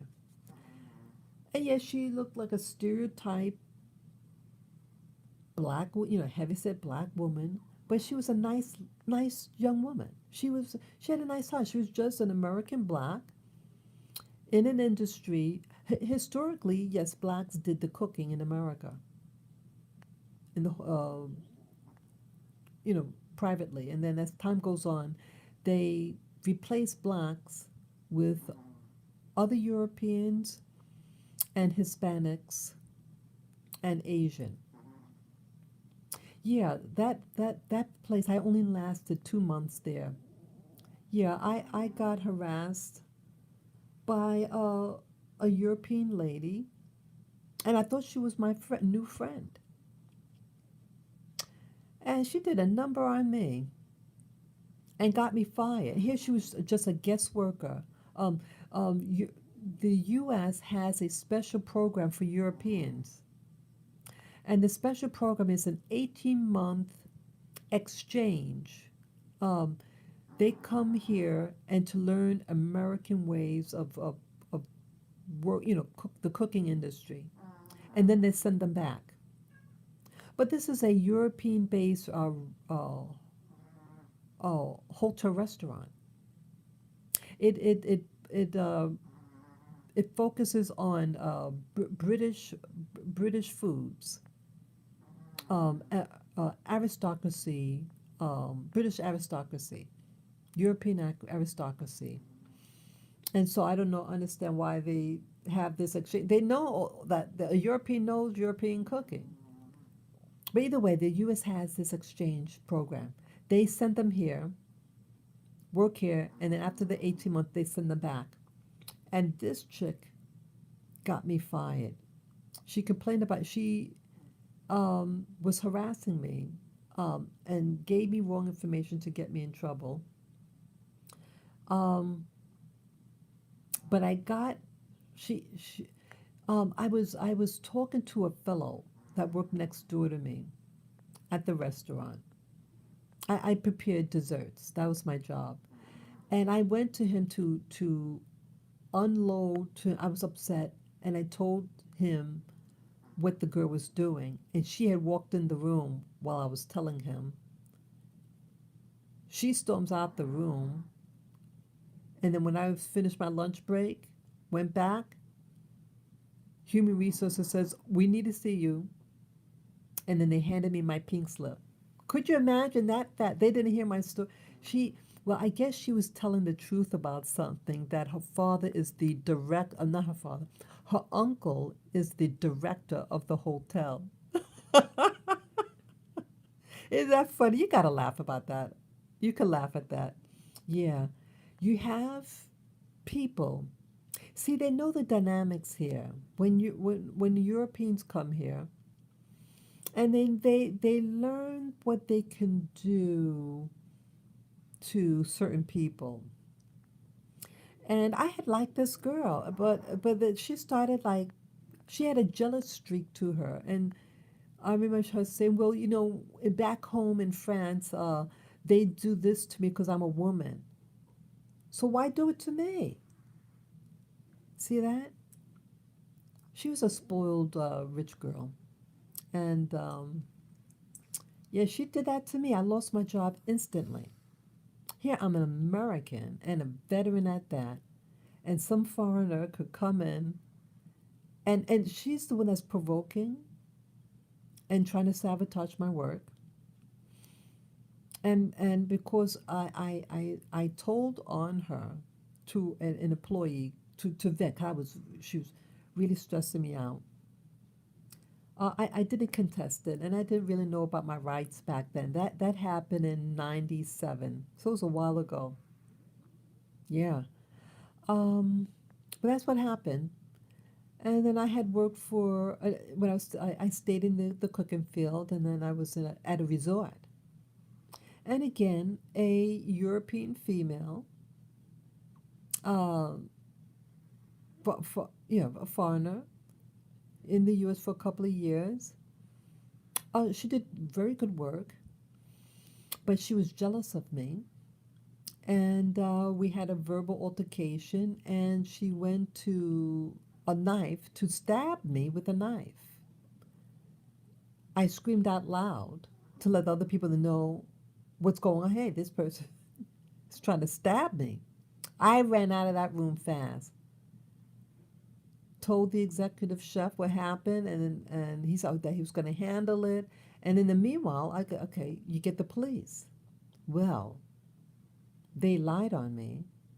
Yeah, they all lied on me, and I wound up lasted there maybe 2 weeks later, and I was out of job. Yeah, I was not going to renew the contract. But yes, so you have people, and this is important, where how one could learn about what racism is in America. See, you have people from other countries. Europeans, when they come here, they're not coming here as a so-called racist. They come in to, they want to make money here. It's more glamorous for them to work here than in their own countries. In their own country, a French or Europe, other type of European making desserts, it's no big thing. They want to come to America to do that because it's more money. And then they learn about the social power. See, in their own country, they're just the average white person, average European. But here in America, they get a different status. They learn who's the so-called social undesirable, right? And I thought, I'm from a middle class upbringing, just a regular mainstream black person. And back then I had some college, but I didn't graduate. But I did graduate from cooking school. I did graduate with honors, got my certificate in pastry arts. Um, but people become transformed in a negative way here when they reach America. Um, and not just Europeans, but um, again, I mentioned about um, my experience with people from East Asia.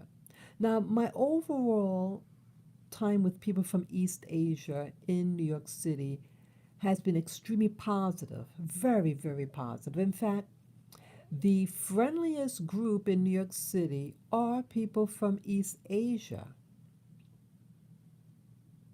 the friendliest. And I have that stroller, that I walk, that I stroll my dogs in, that some of you have seen. And they opened the door for me, the guys, the East Asian guys. They're very polite. I like them. Personally, I like meeting people from East Asia.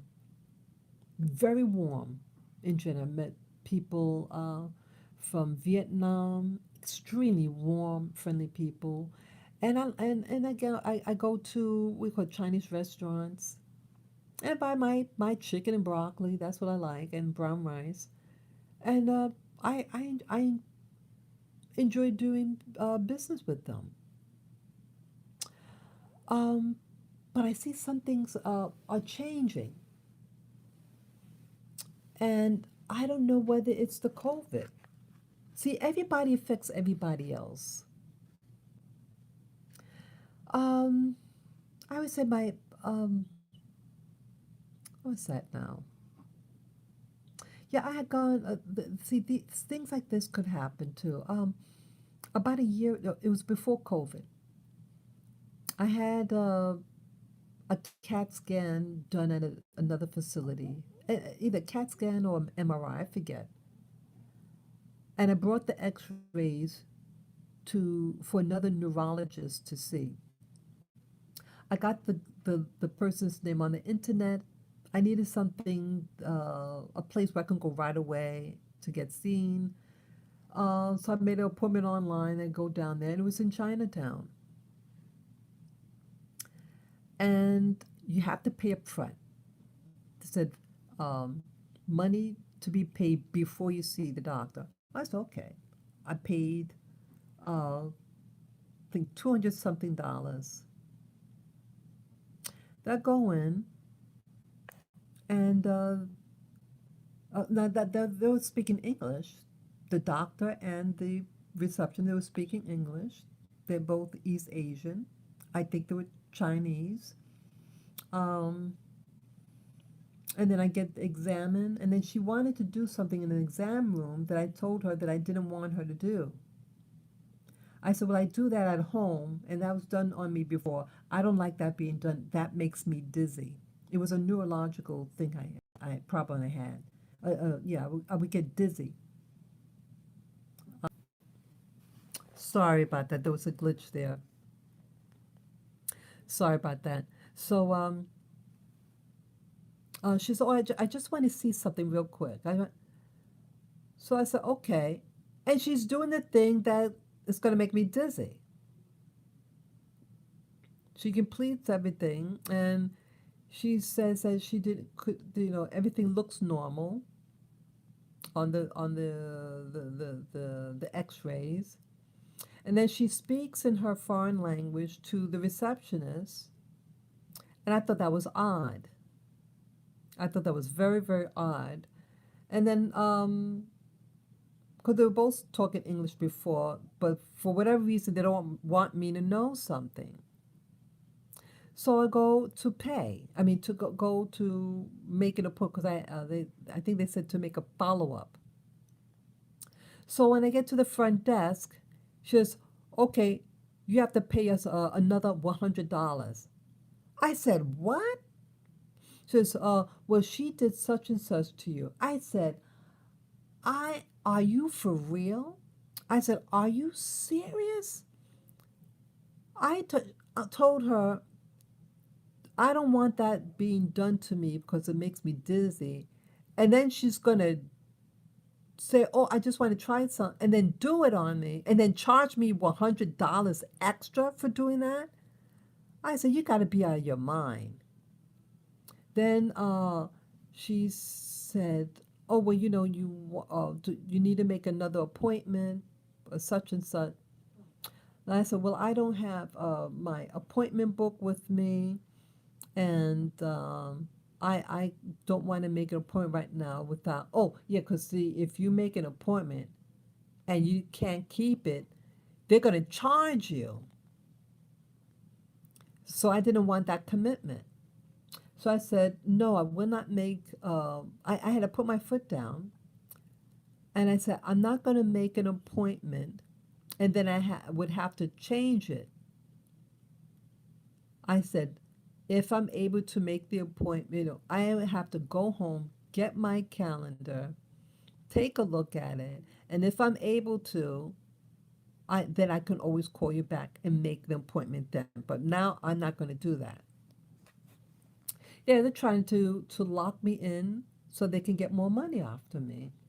And I did not like that. This was and no, they didn't send. I was concerned that they were going to send me a bill. Well, they never sent that bill for the $100. They know they did me wrong. And why do they switch language when they're discussing about now? If I'm the one that has to pay, why not speak it to me? Okay, for me to do this, it's going to cost you an extra $100. Why didn't you do that? Because there was a lack of ethics. What happened? There was a lack of ethics, and she was a new doctor, a new doctor, um, and I never saw this type of behavior in the East Asian community in Chinatown. That it a new, and you know what I think what happens. See, I'm just speculating. I mean, she could just be an individual who's just shady, or she got fed up by some Americans or some black people or whatever, or people outside her community, that maybe they pick on her, so she's going to get back at you and change her language so you don't understand, to do a number on you to have you pay extra. See, that's wrong. That is wrong. It's wrong for people to make fun of people because they come from another place, but it's wrong to take it out on people who sought you. I sought her out from the internet. I see her. She's in the city. It'll be easy to get to with transit. Um, and she takes like walk-ins and appointments.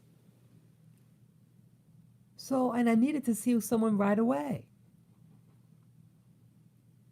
So I'm doing you a favor. I chose you.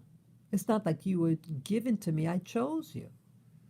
If someone's choosing to see you and made the appointment to see you, and then you're going to do that to somebody, well, that's what happened. Yeah, thank you for giving me the thumbs up, people. Yes. And anyone else who wants to give me a thumbs up for this dialogue, please do so. I appreciate it. But yeah, I think it's very important to discuss this. And why I'm discussing this is how perception about certain groups can manifest. And it really it shocked me. And then I've gone to a restaurant last year. What was it? Wait a minute. Yeah, I think I went for the first time. Oh, no, no. It was 2019. I think the summer or fall of 2019. And then I might have gone, early during COVID. Yeah. Yeah, I think that's how it went. I went there a total 4 times. It was an Asian restaurant, East Asian restaurant. I remember my first visit there. It was right in the Village. I love the Village. And the place was fantastic. Oh man, they had the best food that I ever tasted. They have the cuts of meats and veggies, and you select. It's like a buffet, and you choose what you want, and then they prepare it in front of you. And it was out of this world. And so the first time it was fantastic.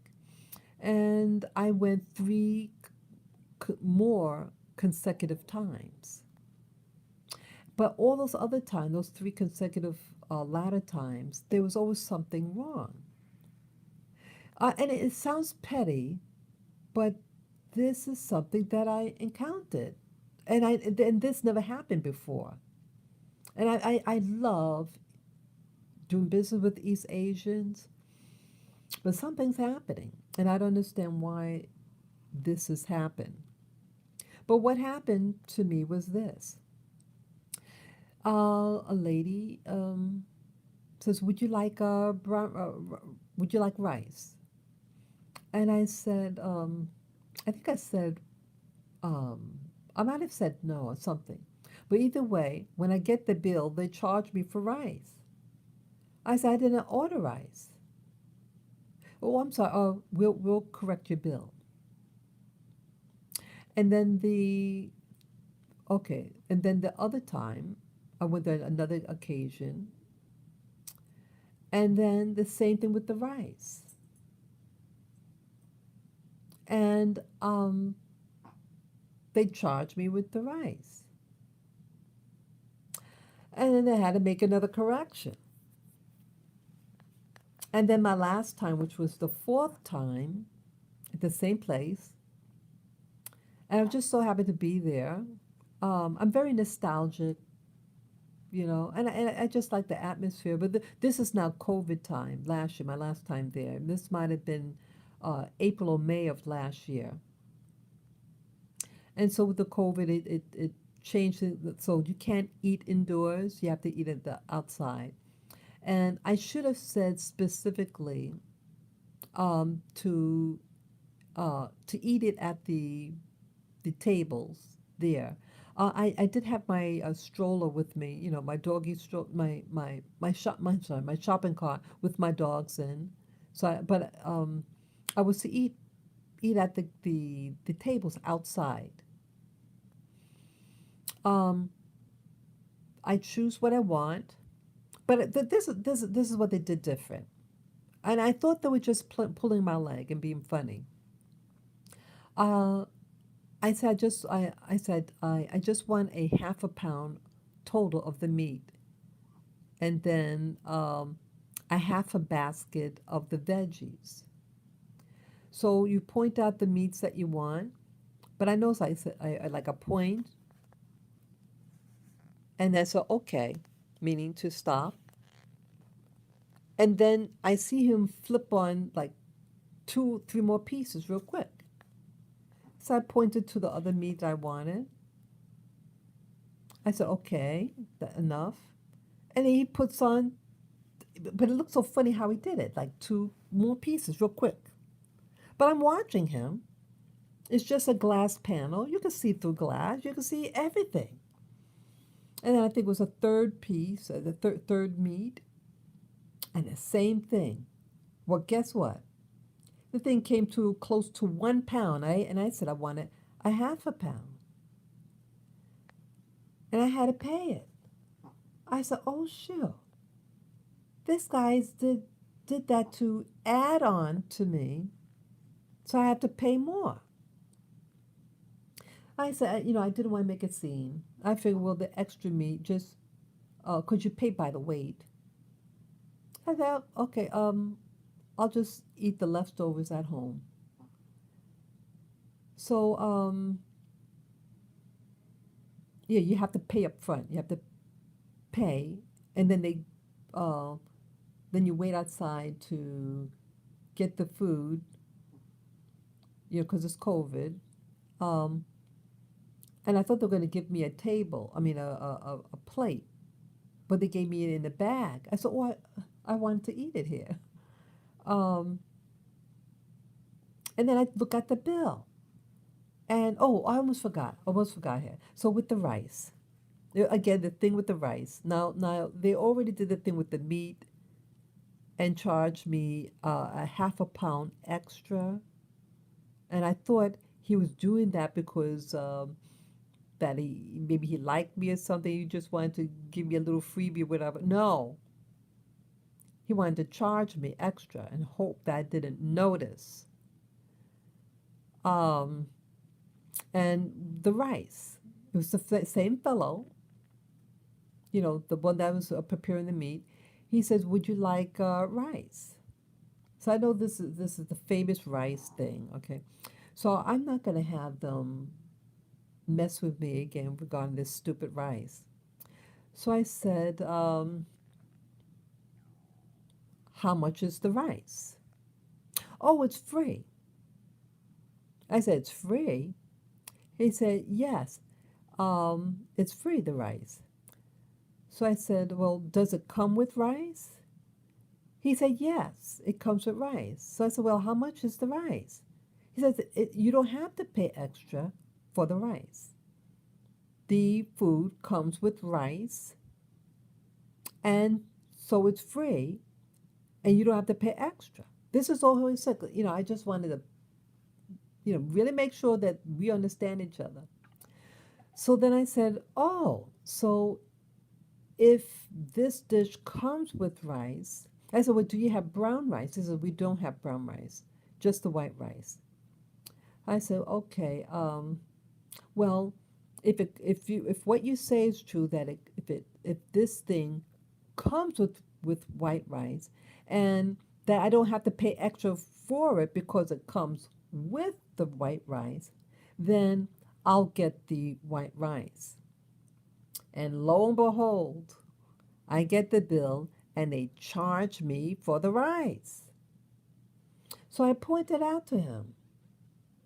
I said, say, I'm just looking at the bill. I said, are you the same fellow that took my order? And then I pointed.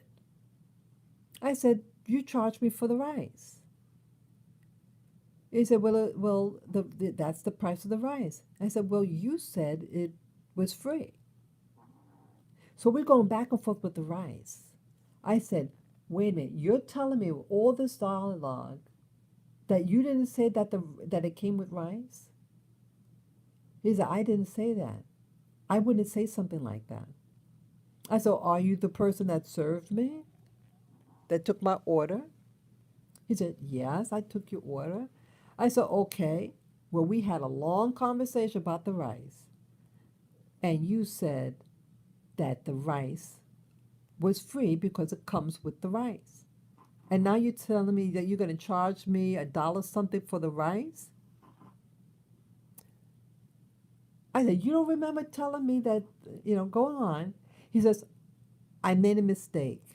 I'm sorry, I made a mistake. Finally, he admits. So he says, well, I can't correct the bill, but I won't charge you a tip. Yeah, because see, I would see the machine when you're up front, because you have to pay up front before they prepare the food. And then so that you select what the tip would be. So you pay for the order and then select what tip you want to give them. And I had selected a tip to give them. He said, I will not charge you for the tip. So luckily he doesn't do that because I checked my bill. But see, things like that. And see, something like that never happened to me in an East Asian restaurant. And I was wondering, and I did a video right after the incident. And I'm wondering, what on earth is happening in New York City? Why now this is a really nice, it's a relatively new place. Fantastic atmosphere, really nice in the village.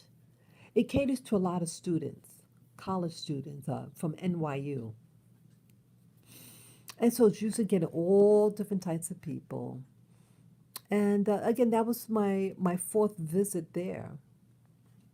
But see, something like that, why did that happen?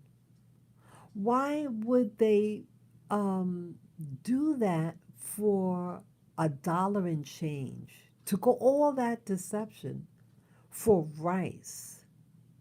Is it because of the COVID that you have less people coming on board and to buy? But it's petty. And it's petty of the store to do that, the restaurant to do that to me, a regular customer. I mean, that was my fourth visit. See, things like this could happen when there is a lack of respect to the people of the community. And that's what's happening in New York City. Could you hear me out there? Let me know if if you understand what I'm saying. Press a one for yes if you understand what I'm getting at. That see people when people are under pressure about getting their bills paid, sometimes they start to do underhanded things, like maybe charge you for something you didn't order, and then just hope that you did eat it, and even though you didn't order it, you just pay it. Or the lady, the doctor, why did she charge me $100 extra to do something I told her that I didn't want her to do? Why do that? It makes me dizzy. And then you're gonna speak your foreign language at that point only, because you knew I would say something. Why? Why do that? See, I think what's happened in New York City that fear and anger, and people go back and forth. Do you hear me out there? Let me know you understand where I'm coming from. I don't want this conversation to just be too one way. I want to know your feedback. It's very important. What I'm talking about now is how one human being affects another human being, and how someone in business. See, you do business, I thought, because you have something to share. You have a product or service. If you don't have a product or service, then don't go into business. But what's happened in New York that people want to do business but not give a service or a product. They just want your money. And that's what it's happening. Just people becoming greedy and not being humane. Or let's say, I called up a place yesterday. I'm trying to find a place for my dogs to get the dental work done. And you know what happens in New York? It shows a state of mind. Like you say good morning or good afternoon or good evening to someone. Let's say you go to a counter to get service or something or ask a question. You walk up to them, you give a pleasantry, hello, good afternoon, good evening, and then you wait for their response. And you know what? In New York City, they don't say hello back or good evening, good afternoon. When you go call up a place in New York City, they ramble real fast on the phone, and you know, then you say hello or good morning, whatever. And I waited for them to say hello back, good afternoon, whatever. So I repeated, good afternoon. Then the person got the hint and said good afternoon back. And then I proceeded what I wanted to ask her. But I find in New York City now, people aren't pleasant. People are forgetting humanity over the phone. You go pick up. Sometimes they have a long. You ever had this happen to you before? You're on the phone with somebody. You ask them a question, and then you need to interject something based on what they were saying, and then they don't hear you. You say, excuse me, and you start screaming, hello, hello, excuse me, and they're still going on. We're not listening to each other anymore. We're not listening to each other anymore. We're just acting like robots and expect people to be courteous and not understand why they're not courteous to one another, because you're not courteous. New Yorkers are not being courteous to one another. We're being very selective, many of us. We don't know how to say good morning, good afternoon, good evening. And then you expect people to want to do commerce with you. Or if you're from another place. Like one time I went to my father's old neighborhood,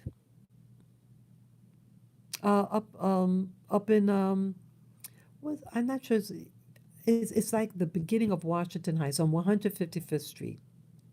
And I went to get my hair done. It was a Dominican immigrant, dark-skinned black woman, and her daughter. Daughter was a cream color, and then was a man, exotic face. I'm not sure what he was, but some type of Hispanic. And he was concerned why I'm in that salon. It's one of those real small places.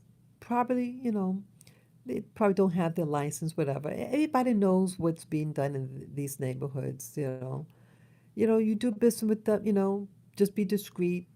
You pay them cash, and then you leave. Well, this man had an issue because I'm not Hispanic, and it wasn't his business because he's not doing my hair. He's sitting there just doing nothing, but it was how he said it, how he was talking to me, very biased, like I'm in the wrong neighborhood. So it's something that here I'm a black woman, and that person was a very dark skinned black woman, but a Hispanic one. And I needed someone to do my hair because in my area they don't have a lot of, I knew going there in that neighborhood, you have a lot of blacks, and they do hair like mine. So that's why I went. But I didn't expect it from the person, because one is none of his business getting my hair done by this woman. He wasn't doing my hair. I think it was a barber, but he was just standing there. It was an extremely, extremely small place. It was just a little bigger than a closet, this store. They just like rent a little space. They have a little table, little chair for you to sit in, and you get done. Um, yeah. So when he asked me why I was there, so I said, um, oh, I'm just visiting. My father was born here. He was born right in his home, right here on 150 something Street. Oh, so you just visiting the old neighborhood? I said, yeah, I just wanted to see. Blah, blah, blah. Okay. Now this was a new person in that neighborhood. I'm born and raised here, and he's judging me why I'm there. So my being black wasn't enough, as she was black. But now in New York, it doesn't matter what your race is, it's what group you belong to. Hispanics with Hispanics, regardless of race, whites with whites, and it's very few places where black people could go, black women to go to get their hair done. Very few places. And already I shared some time ago when I went to a place near where I live, that a Russian place. They do, a typical what you call a white salon, and they do the frostings, the perms. They don't do a lot of perms now, but they get the coloring of the hair done. And I wanted to get my hair colored. I didn't want a relaxer. I didn't want braids. I just wanted my hair colored, and they do hair color. And I had virgin hair, and it just do a straight color. I was discriminated against. See, that's another factor with New York City. See, New York City is a racist place. It's about racialistic thinking that it manifests itself especially when you're getting a service done. It's not so much when you buy a product, it's when you get a service done. And a service such as getting your hair done. That's a biggie in New York City. To be a black person and being a black person with black people here, the racism comes out. They don't want to do your hair. And they usually hire Hispanics to work in these salons to do the shampoo. And yes, I told you earlier, I used to work at a high-end beauty salon. I had initially started cosmetology school many, many years ago, 30 plus years ago. And back in those days, you didn't need a license to do manicure, pedicuring. And I wanted to find out if I would like the industry because I love shampoos and nail polish and all that. And I wanted to do a career change. I was a secretary and I wanted something new. And so I enrolled in school, and 2 months into the school, I got a little job. I went to a place. I said, "Hey, I'm a student at such and such, and I want to do nails." And they hired me, and only Black American there, Black American female. They did have one black male. He was he wasn't to do nail. He did hair, and because he was a high-end salon, a Madison Avenue salon, and they were, because back in those days, you had some black celebrities, and these were the places they would go. So they would have at least one person there in case a black person comes in, and that's it. You had the manicures were from uh, Hispanics from Cuba and Peru.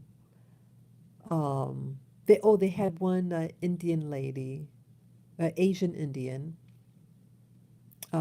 She wasn't there all the time.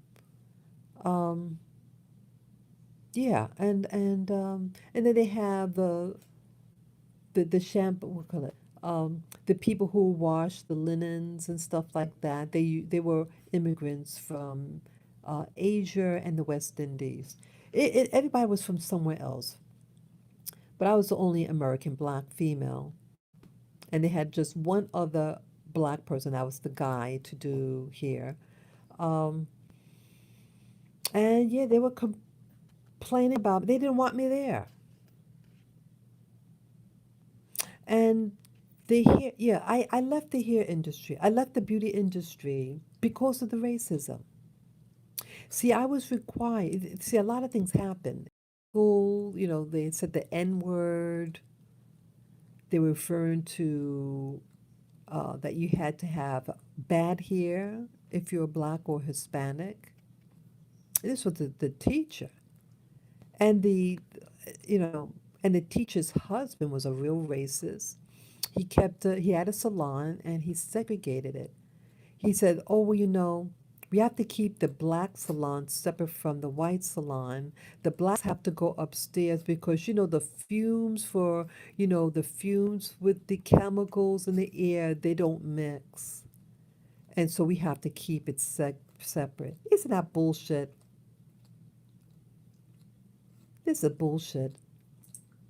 And the guy who's saying that he's an Italian or Sicilian guy, and I thought he was I'm sorry, a South Asian. I thought he was from maybe India, because his skin was like brown. He had that different look about, I thought he might have been a South Asian man, but it turned out he was he told me eventually, I forget whether he said Italian or Sicilian. This guy is almost my color. If he get a suntan, he's naturally tanned, and then if he gets a suntan, he's really dark. He might have just come back from vacation when I saw him for the first time. So I thought it was ridiculous him saying that because I'm thinking, Why would you say something like that to me? Yeah, he didn't know. Oh, that's my little doggy. What are you barking for? What are you barking for? You want to get down? Yeah. Let me just get her down. Come here. I'll put you down on the ground. Come here. Come. Okay. Ah, I have to put on the floor. Okay. Sorry about that, guy. Yeah, I'm gonna try to hurry up now. Yeah. So what happened to me was what that experience in the beauty industry taught me. Um, that people didn't want to touch black people. Whites did not want to touch a black person's hair. Um, you were treated differently. Like in the beauty industry, people do each other's hair and they do each other's nails. But every time when I wanted to get my nails done, it was always a big fight, a big thing, or anything. And and I learned that very quickly that I didn't have the same freedom that the other ethnic minorities or white Americans that worked there. I was to made to feel like a second class citizen in my own country. And the beauty school I went to back in those days in 1987, um, the schools were white. I was one of the few black people in that program. When I initially came, I was the only black person, period. This school was Italian and they had one Polish person. The teacher was a Jewish and she was married to that Italian that owned that salon. And yeah, they said the N word there. And then slowly they started getting more people. They had Hispanics were going into the industry. There was a guy, he was half Cuban, half Jamaican. He died. He died of AIDS. I think came at the latter end. Yeah, I started school in February, and then January the following year I left the school. Um, so in between that time, there were two other Hispanic ladies. One was a Cuban, an older lady. She was about in her 60s, and then was a younger South American lady. And they were nice. The ladies were very nice. And I know they didn't associate with the whites there. And we had one Armenian that came by. She was friendly. Would stand next to me. She didn't feel comfortable. Armenia, okay, it's part of like the Middle East. They look like ethnic Europeans. You know, not they're not blonde and blue eyed. They have dark hair and dark eyes. She wasn't comfortable with the whites there either.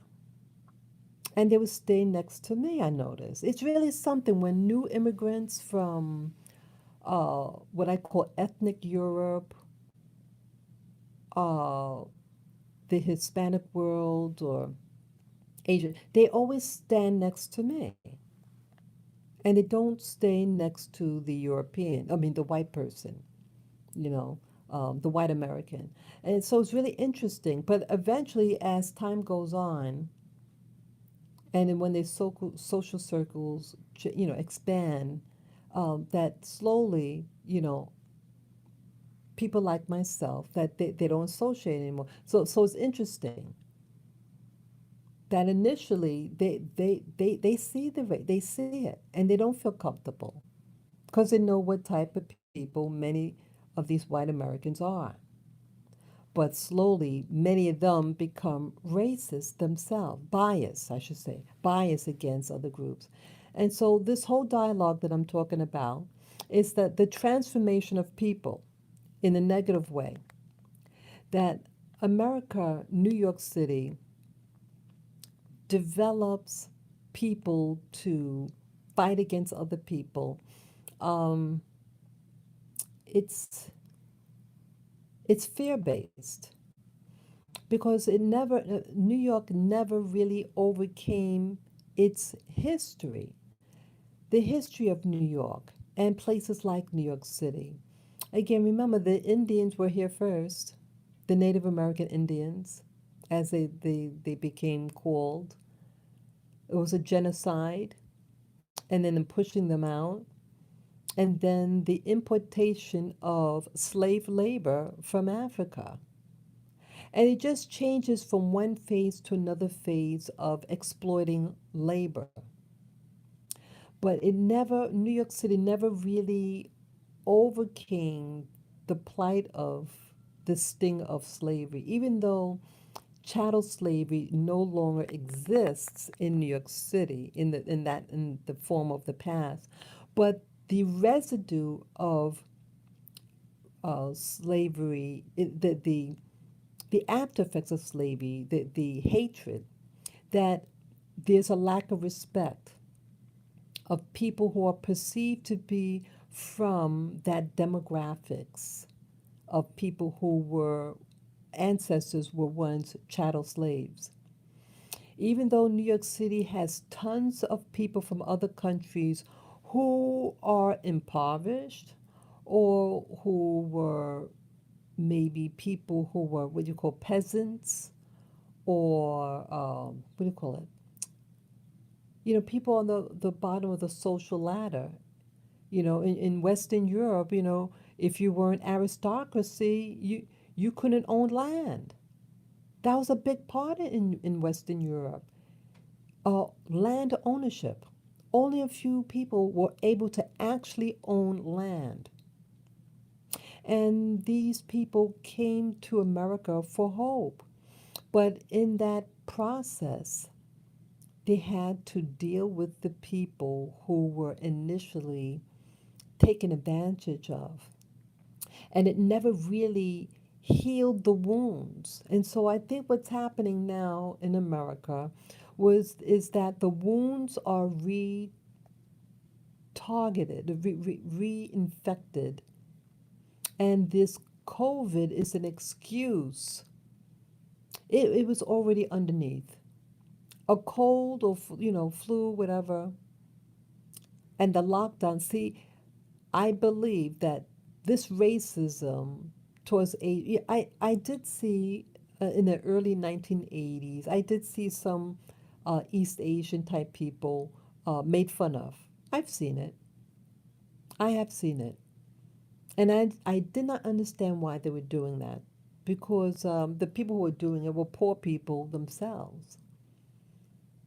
And this person is just maybe even poorer than you, just trying to sell on the train.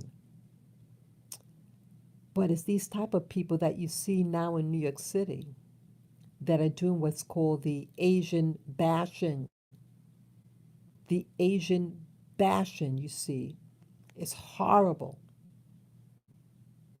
Horrible. Horrific. Absolutely horrific. And right in my neighborhood. And I was watching YouTube yesterday and saw a lot of all these new incidences that's happening with I think they said uh, 4 incidences within 1 hour or within the morning in New York City yesterday or the day before yesterday. Something's going on. This new triggering of this bashing, and not just Asian now. There's transit workers got beat up. A lady, a Hispanic lady, got beat up. A West Indian man, black West Indian man. He and his wife were assaulted by another black man. A black man. The people are doing this, as I mentioned in the beginning of this video. 4,000 4,000 homeless people were sent here in New York City to stay in the hotels that are purchased for the homeless. 4,000 people. 4,000. Do you think these are 4,000 people of people who lived in the suburbs somewhere that uh, lost a job, or a tornado or a flood that hit and temporarily got their house, that they have to find shelter. No, no, no, no. You look at these people. Many of these people are mental and are on drugs. Drugs are out there. And you know what else is out here in New York City? Hypodermic needles. On 30th Street and 7th Avenue, I think it was 7th or 8th Avenue, a cluster of hypodermic needles on the ground. What if someone steps on those things? Your little pooch, your little dog, a child. Let's say a child could reach and grab it. I mean, the actual needle with the needle part in it, not just the syringe. They're doing drugs. And New York City had taken 4,000 people and put them in the hotels to stay in, the abandoned hotels. And yeah, what do you think they're going to do? There's nothing for them to do. There's no social services for them to do. And how I found out about the 4,000 people, because see, I called my police precinct to complain about this incident that happened to me right near where that Asian lady got beat up. Two incidents on that same block, that same week when that Asian lady got beat up in Manhattan. And so I called the community affairs department at my police precinct to let them know that that event that happened to that lady was not an isolated case, but that that strip is very violent and these microaggressions that happen to women there. It's not just a one-time incident. I mean, that type of aggression, yes, but they're microaggressions that happen. They want to step on your dog. Hello. Yeah, they do that. They want to step on your dog, bump into it. Uh, you know, it's just spooky. It's spooky. And the person that beat up that Asian lady on that block was at the homeless shelter right nearby. Some of these people are violent people. Just because you're homeless does not mean that you're violent. Anyone could lose their home. As I mentioned in the very beginning, anyone could lose a home overnight. A tornado, a flood like Katrina that happened, it was in 2005. Instant homelessness.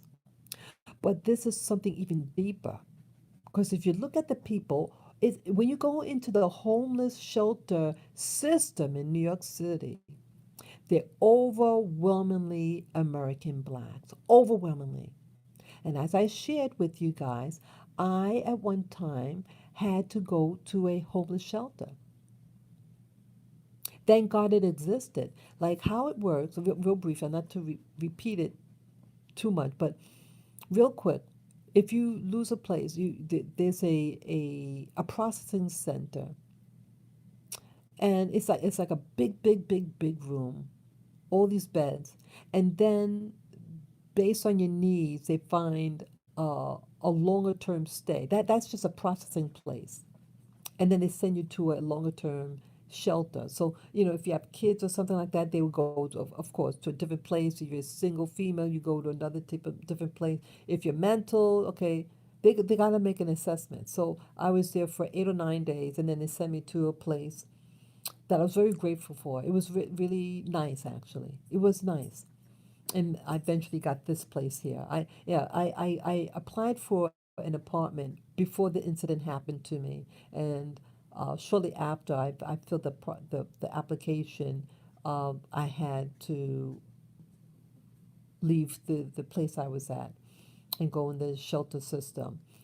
So yes, all types of people could end up in a shelter system, but it's overwhelmingly the ones that go in there are poor, Black American people. And that this is just for the female. Forget about the men. Man. So why is this? Why in present day life in New York City, why with all things being equal, why this disparity amongst American blacks? Why?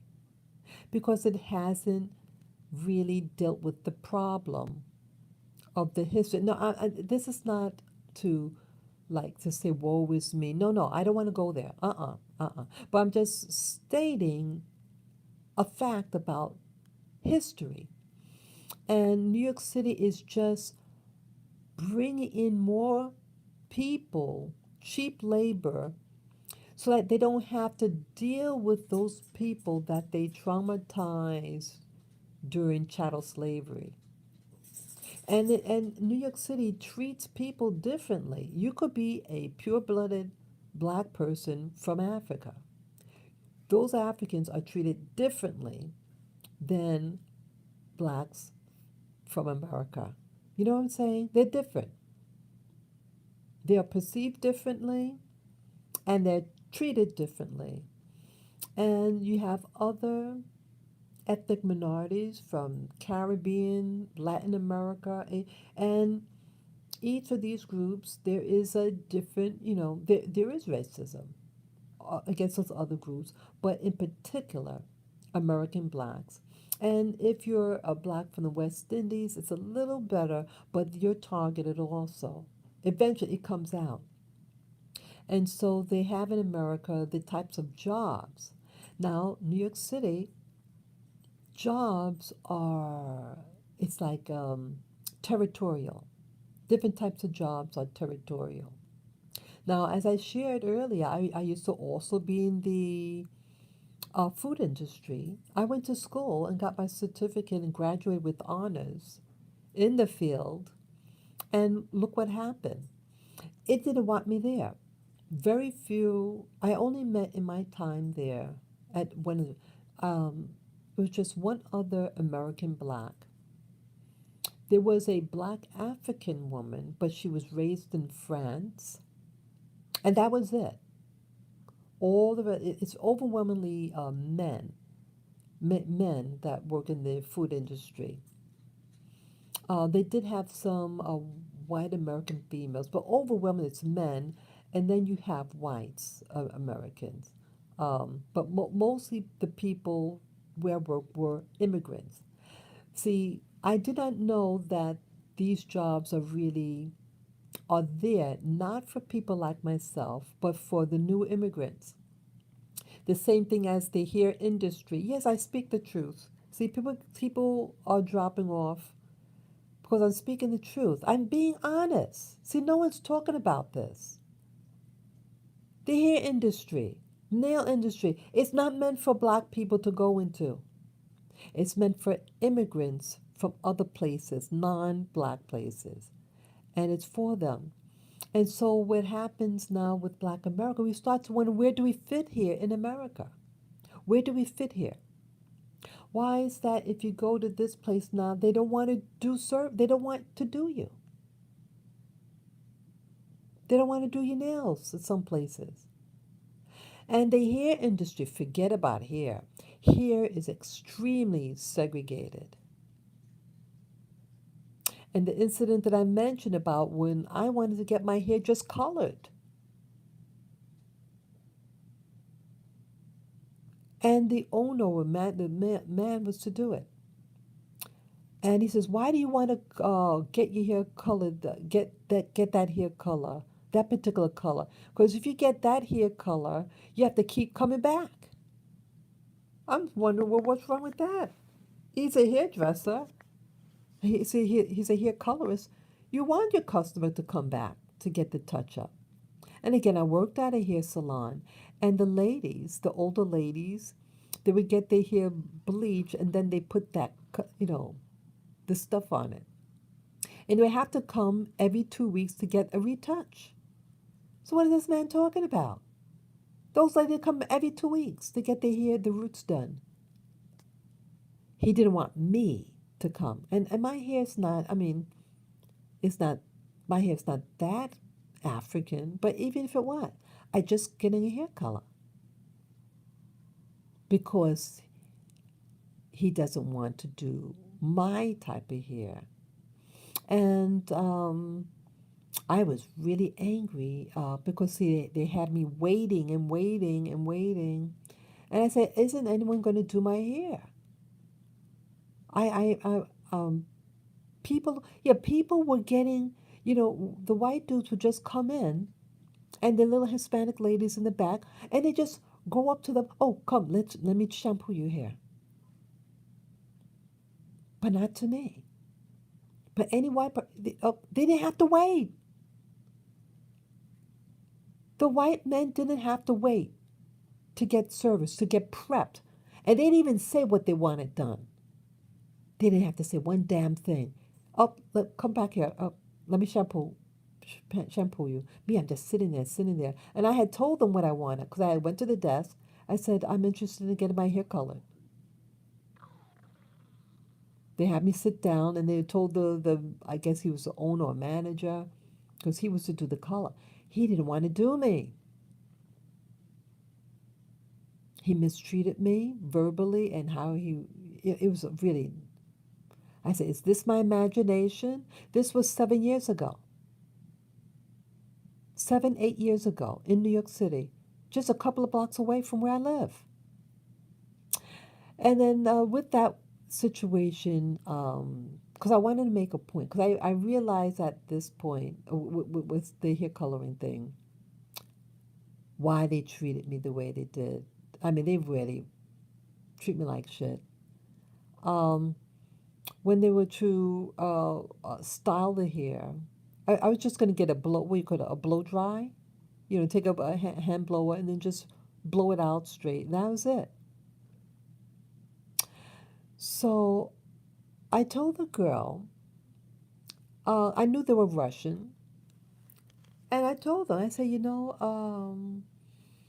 my such and such ancestor was from the city of such and such in the Ukraine.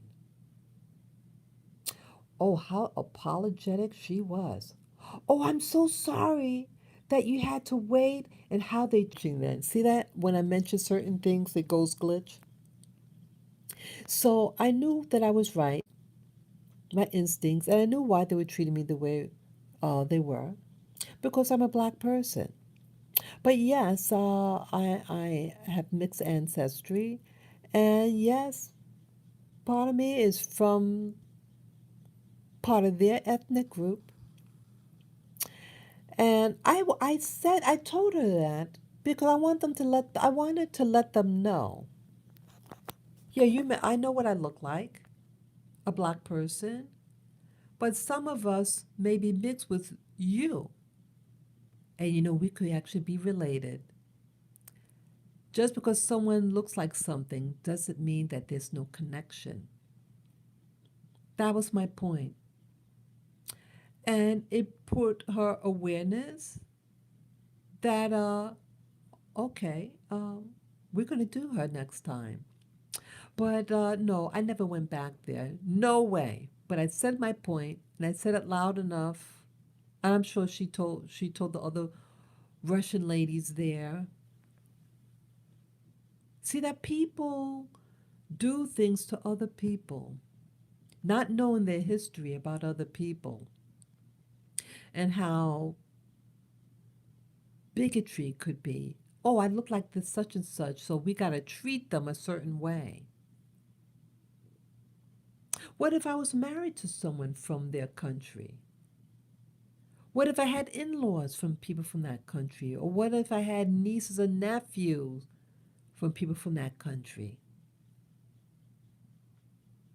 People are interconnected. Not everything is cut dry. Why in America, to get your hair done, why is it still racism? Why is it getting your hair done, especially if you're a woman, a black woman, black people here? Why do you not know how to do each other's hair? You have to go to the same type of school. You have to get the same license. They test you on all procedures of hair care to get your license. What if you're a medical doctor? Oh, well, in medical school, we only work with this type of body. You have to learn about all types of bodies. Would you excuse a medical doctor to say, oh, well, I never operated on a black person's heart or a white person's heart or a yellow person's heart or a red person's heart? They work on hearts, period. What about dogs? I have all these dogs here. These are my little pooches. They have different type of hair. Dogs have different types of hair. It could be straight. It could be curly. It comes in different colors. They come in different shapes. Do you ever hear a dog groomer say, oh, well, I don't know how to do that type of dog's hair? They do all types of hair, right? So why are humans any different? Why do humans say, I'm not going to touch that person's hair? The things that guy did to me. And see, I know what they were supposed to do to get my hair colored. You're not supposed to wash the hair before a chemical, a coloring service, because it could irritate the scalp when you get the procedure done. And the natural oils in the hair, the natural oils in the hair allows the pigments to enter the cuticle better. Why did they wash it? Because I'm a black person, they perceive me as dirty. And had the Hispanic lady wash my hair before that Russian touched my hair to give me a hair color. And then he didn't want to color it the color I wanted, because then I'll have to come more often. These are his words. And that was just 7 or 8 years ago. Yeah. You have people like this. So this brings a sentiment to people to make many black people feel unwanted, angry, resentful, want to do drugs. Yes. You have people who want to do drugs after all this, especially the men. The men's machoism or ego come into play. But yeah, women start to feel that they're not beautiful, that they're ugly. Wow, this person won't do my hair because he thinks I'm ugly. They don't do black hair. They don't want to do it. Yet we go to the same beauty schools to learn hair. It's not like I live in let's say Japan, and they hardly have any black people there. This is New York City. You all go to the same schools. You have to cover certain things in cosmetology to get your license. Cosmetology is a licensed field. You need a license to practice hair, cutting hair, doing all that. You need a license. You have to go to school, you have to have X number of hours, and then you take an exam, an extensive exam. And then said, we don't want to do you. Or I don't know how to do you. Oh, really? But you know how to do a dog's hair. You know how to do a dog. Here, you go, because, you go to dog grooming school, right? And you have all different races cutting dogs' hair. And I never hear them say, well, I'm a white person, or I'm a black person, or I'm a Hispanic person. I don't know how to do this type of dog's hair. No, they do all types of hair. And I mentioned about earlier in this video about the taxis, and they allow the whites to bring in their dogs without a crate. And then me, my little doggy that I showed you earlier, These are two of them, little doggies. The third one's walked away. Okay. She's about 10, 11 pounds. A lap dog. But then they had the giant pit bull jump in the taxi. And another girl had a big mutt. They didn't need a crate. They just jumped right in. And my little dog was on my lap, was to go on my lap. It was in my arms. It was a medical emergency for my dog. You can't come in here with that dog. You have to put the dog in a crate. So I had to walk away, get the crate. When I came back, he was gone. They said, oh, they all went on their break. And then when I finally get a taxi, you have to put that dog in the crate. So I want to complain about that. I want to do a official complaint about that. Yes, my doing this live stream is to really explain the the what's going on in New York City. Why? I mean, I'm a confident enough person in myself. I don't have to go out acting like a fool. And I'm on my spiritual path. Many people aren't on any type of, they're on a path of destruction. And when they get hurt, they want to lash out.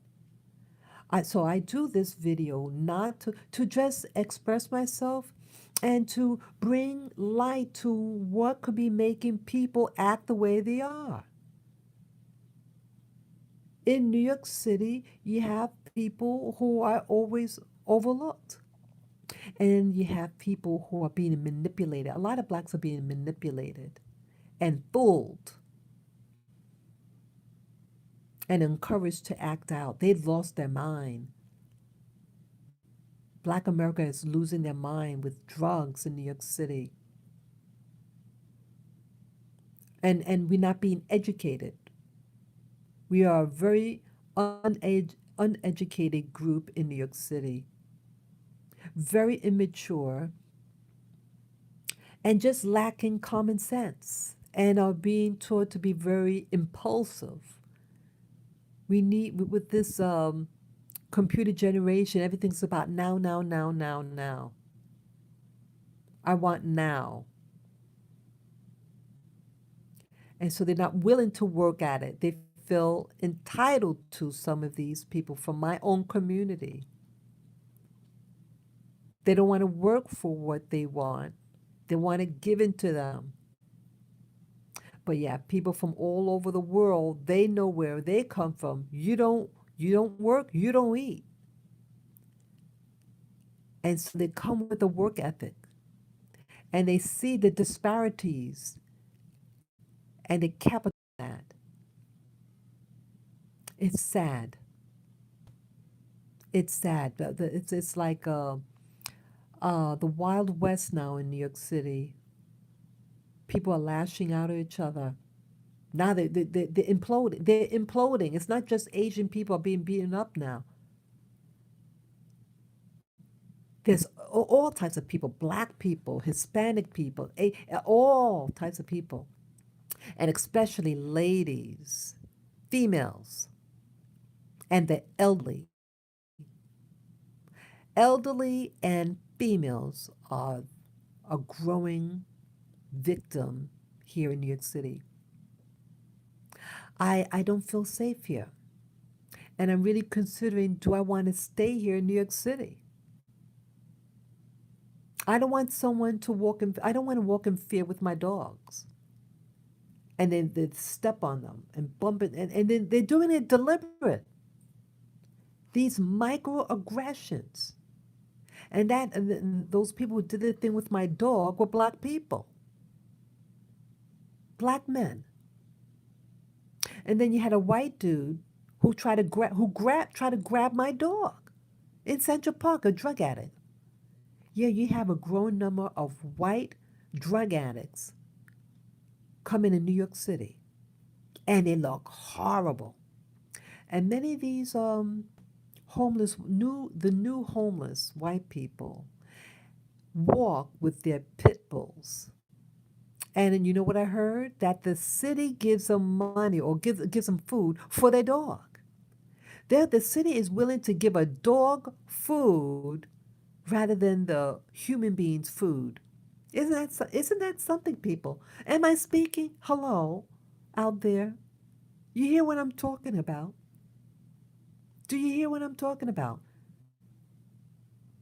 You see what could make people angry? The new whites that are homeless now walk with pit bulls. Black people in New York City don't walk around with pit bulls. The whites do because they are afraid and they bring their pit bulls and they are given food, I was told. I don't know how you're going to feed a big dog like that, man. I have these little dogs here and they can eat. Yes, they can. Little doggies. They're like, these two are about 12, 11 and 12 pounds. That's my little boy. I'm sorry. I'm sorry. He's lifting his little rump. I'm sorry. Okay. I'm sorry. Yeah. But that's what's happening. Yeah. And so people see this. So they're giving again preferential treatment for the homeless. For types of homeless. If you're a white homeless person with a dog, they're not they leave you alone. And I was told that they're given food for the dogs. Why aren't black people given dogs? How come black homeless people don't have dogs? Don't you ever ask yourself that question? Why don't they have dogs? Why do white people feel they need dogs? Very interesting. Very interesting question.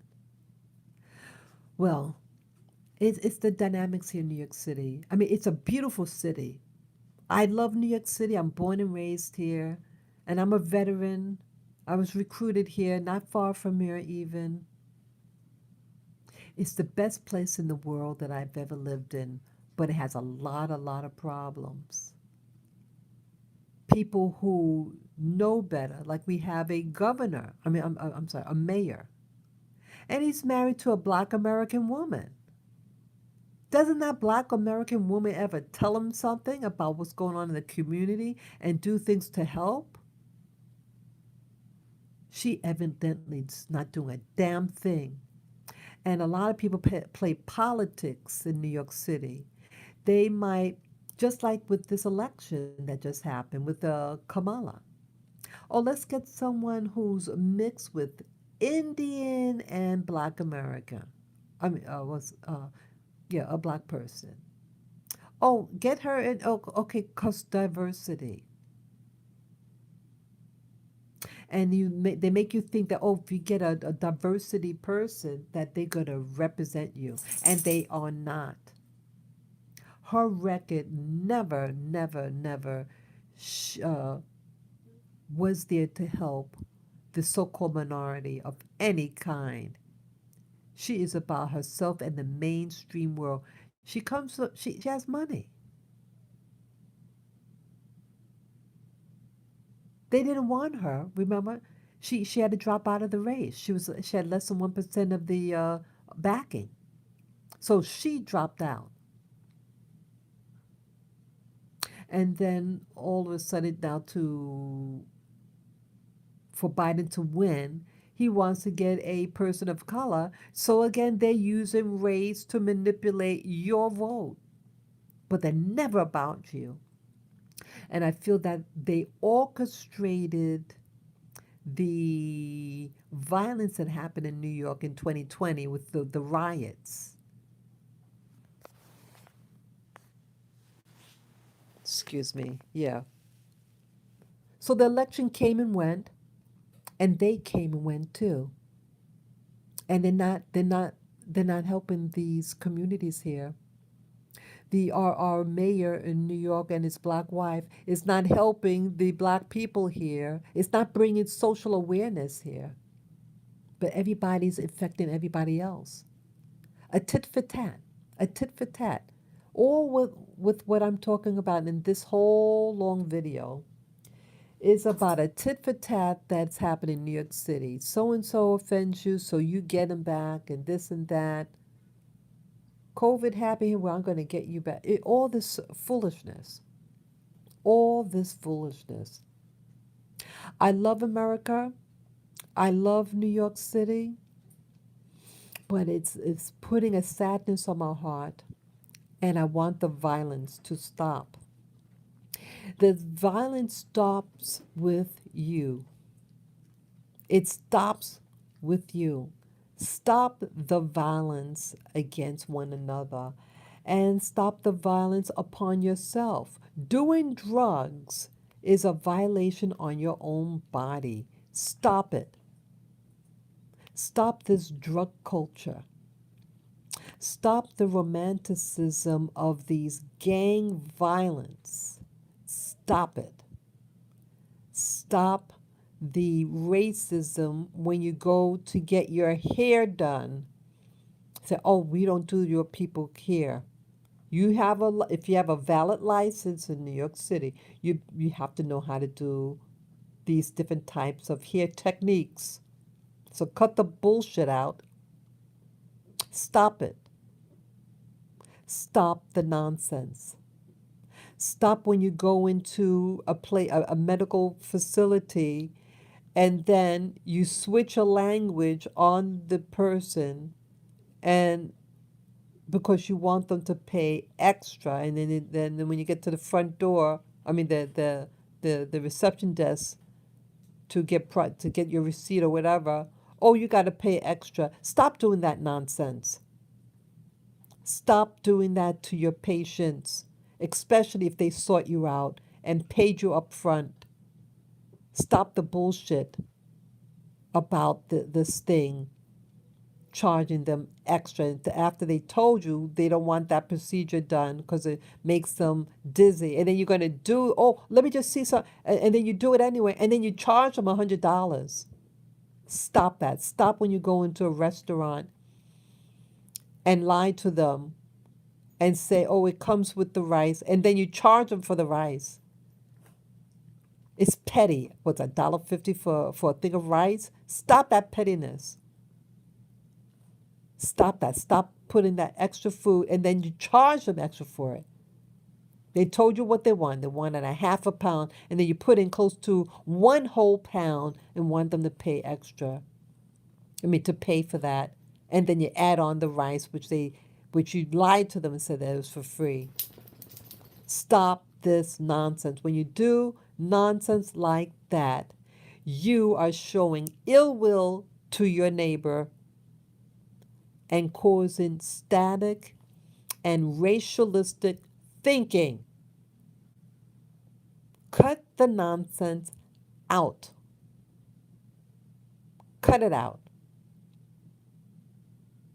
It's you have to decide. You decide where America goes.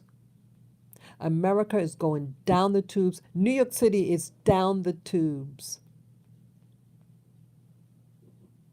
Let's stop it. If you want to save New York, let's start let's be polite to one another. Say good morning, good afternoon, good evening. And say hello, good morning, good afternoon back. When you're on the phone, let's be at least courteous over the phone. Let's learn how to love one another. And let us love our children. Love your children. They need you now. They need you. Everybody has their head in their phone. We're not talking to anybody anymore. You go to a restaurant, you walk in New York City, people aren't talking to each other. They're looking at their cell phones.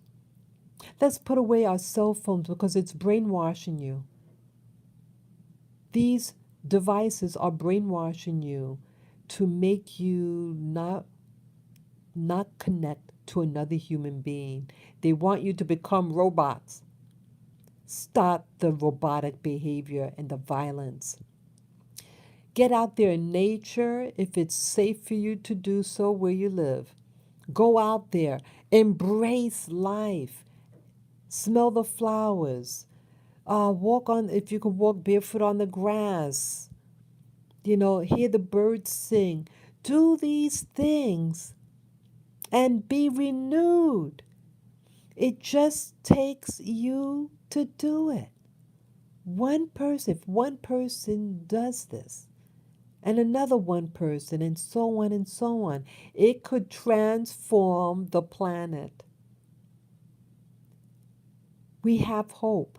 There is hope out there, and you and I could do it. Love your neighbor as yourself. Yes, that is a principle. Do so. Love your pets. Love the animal kingdom. Love your body. Love truth. Walk in it. This is a beautiful day, people. Look out there in New York City. It's beautiful out there. Yes, let's remember that we're human beings. We're spiritual beings living in this 3D world. Let us transform that world, this world, into something spectacular for all of us. I hope you guys enjoyed this video. I know that it was long, but it was needed. And again, yes, I'm not going to be, I don't really want to do videos. I mean, I'm still trying to regroup and get myself together. But I felt it was necessary because all the things I'm hearing on the internet, the violence that's happened in New York City. People, let's love one another, okay? So, I don't know when the next time I'll do another video, um, but I want to take care of my health. I've been doing these exercises. My body is very, very sore right now. So, yeah, I've been getting up early, early in the morning, leaving my house at 6 o'clock with my dogs, and use the doggy stroller to bring them to the park and for them to walk about. But in the process, my body is overworked right now. So I don't know whether I'll go out today, but if I do, yeah, I want to enjoy nature, enjoy life. Okay? So I thank you again. Give me a thumbs up. And remember, you are loved. You go look in the mirror and you tell yourself, I love you. You got to start telling yourself that you love yourself. Love your neighbor as yourself. Love the planet, okay? I thank you for this video, help me, having me do this video. And I appreciate you guys. And thank you for your feedback. So take care and enjoy your day, okay? Bye bye.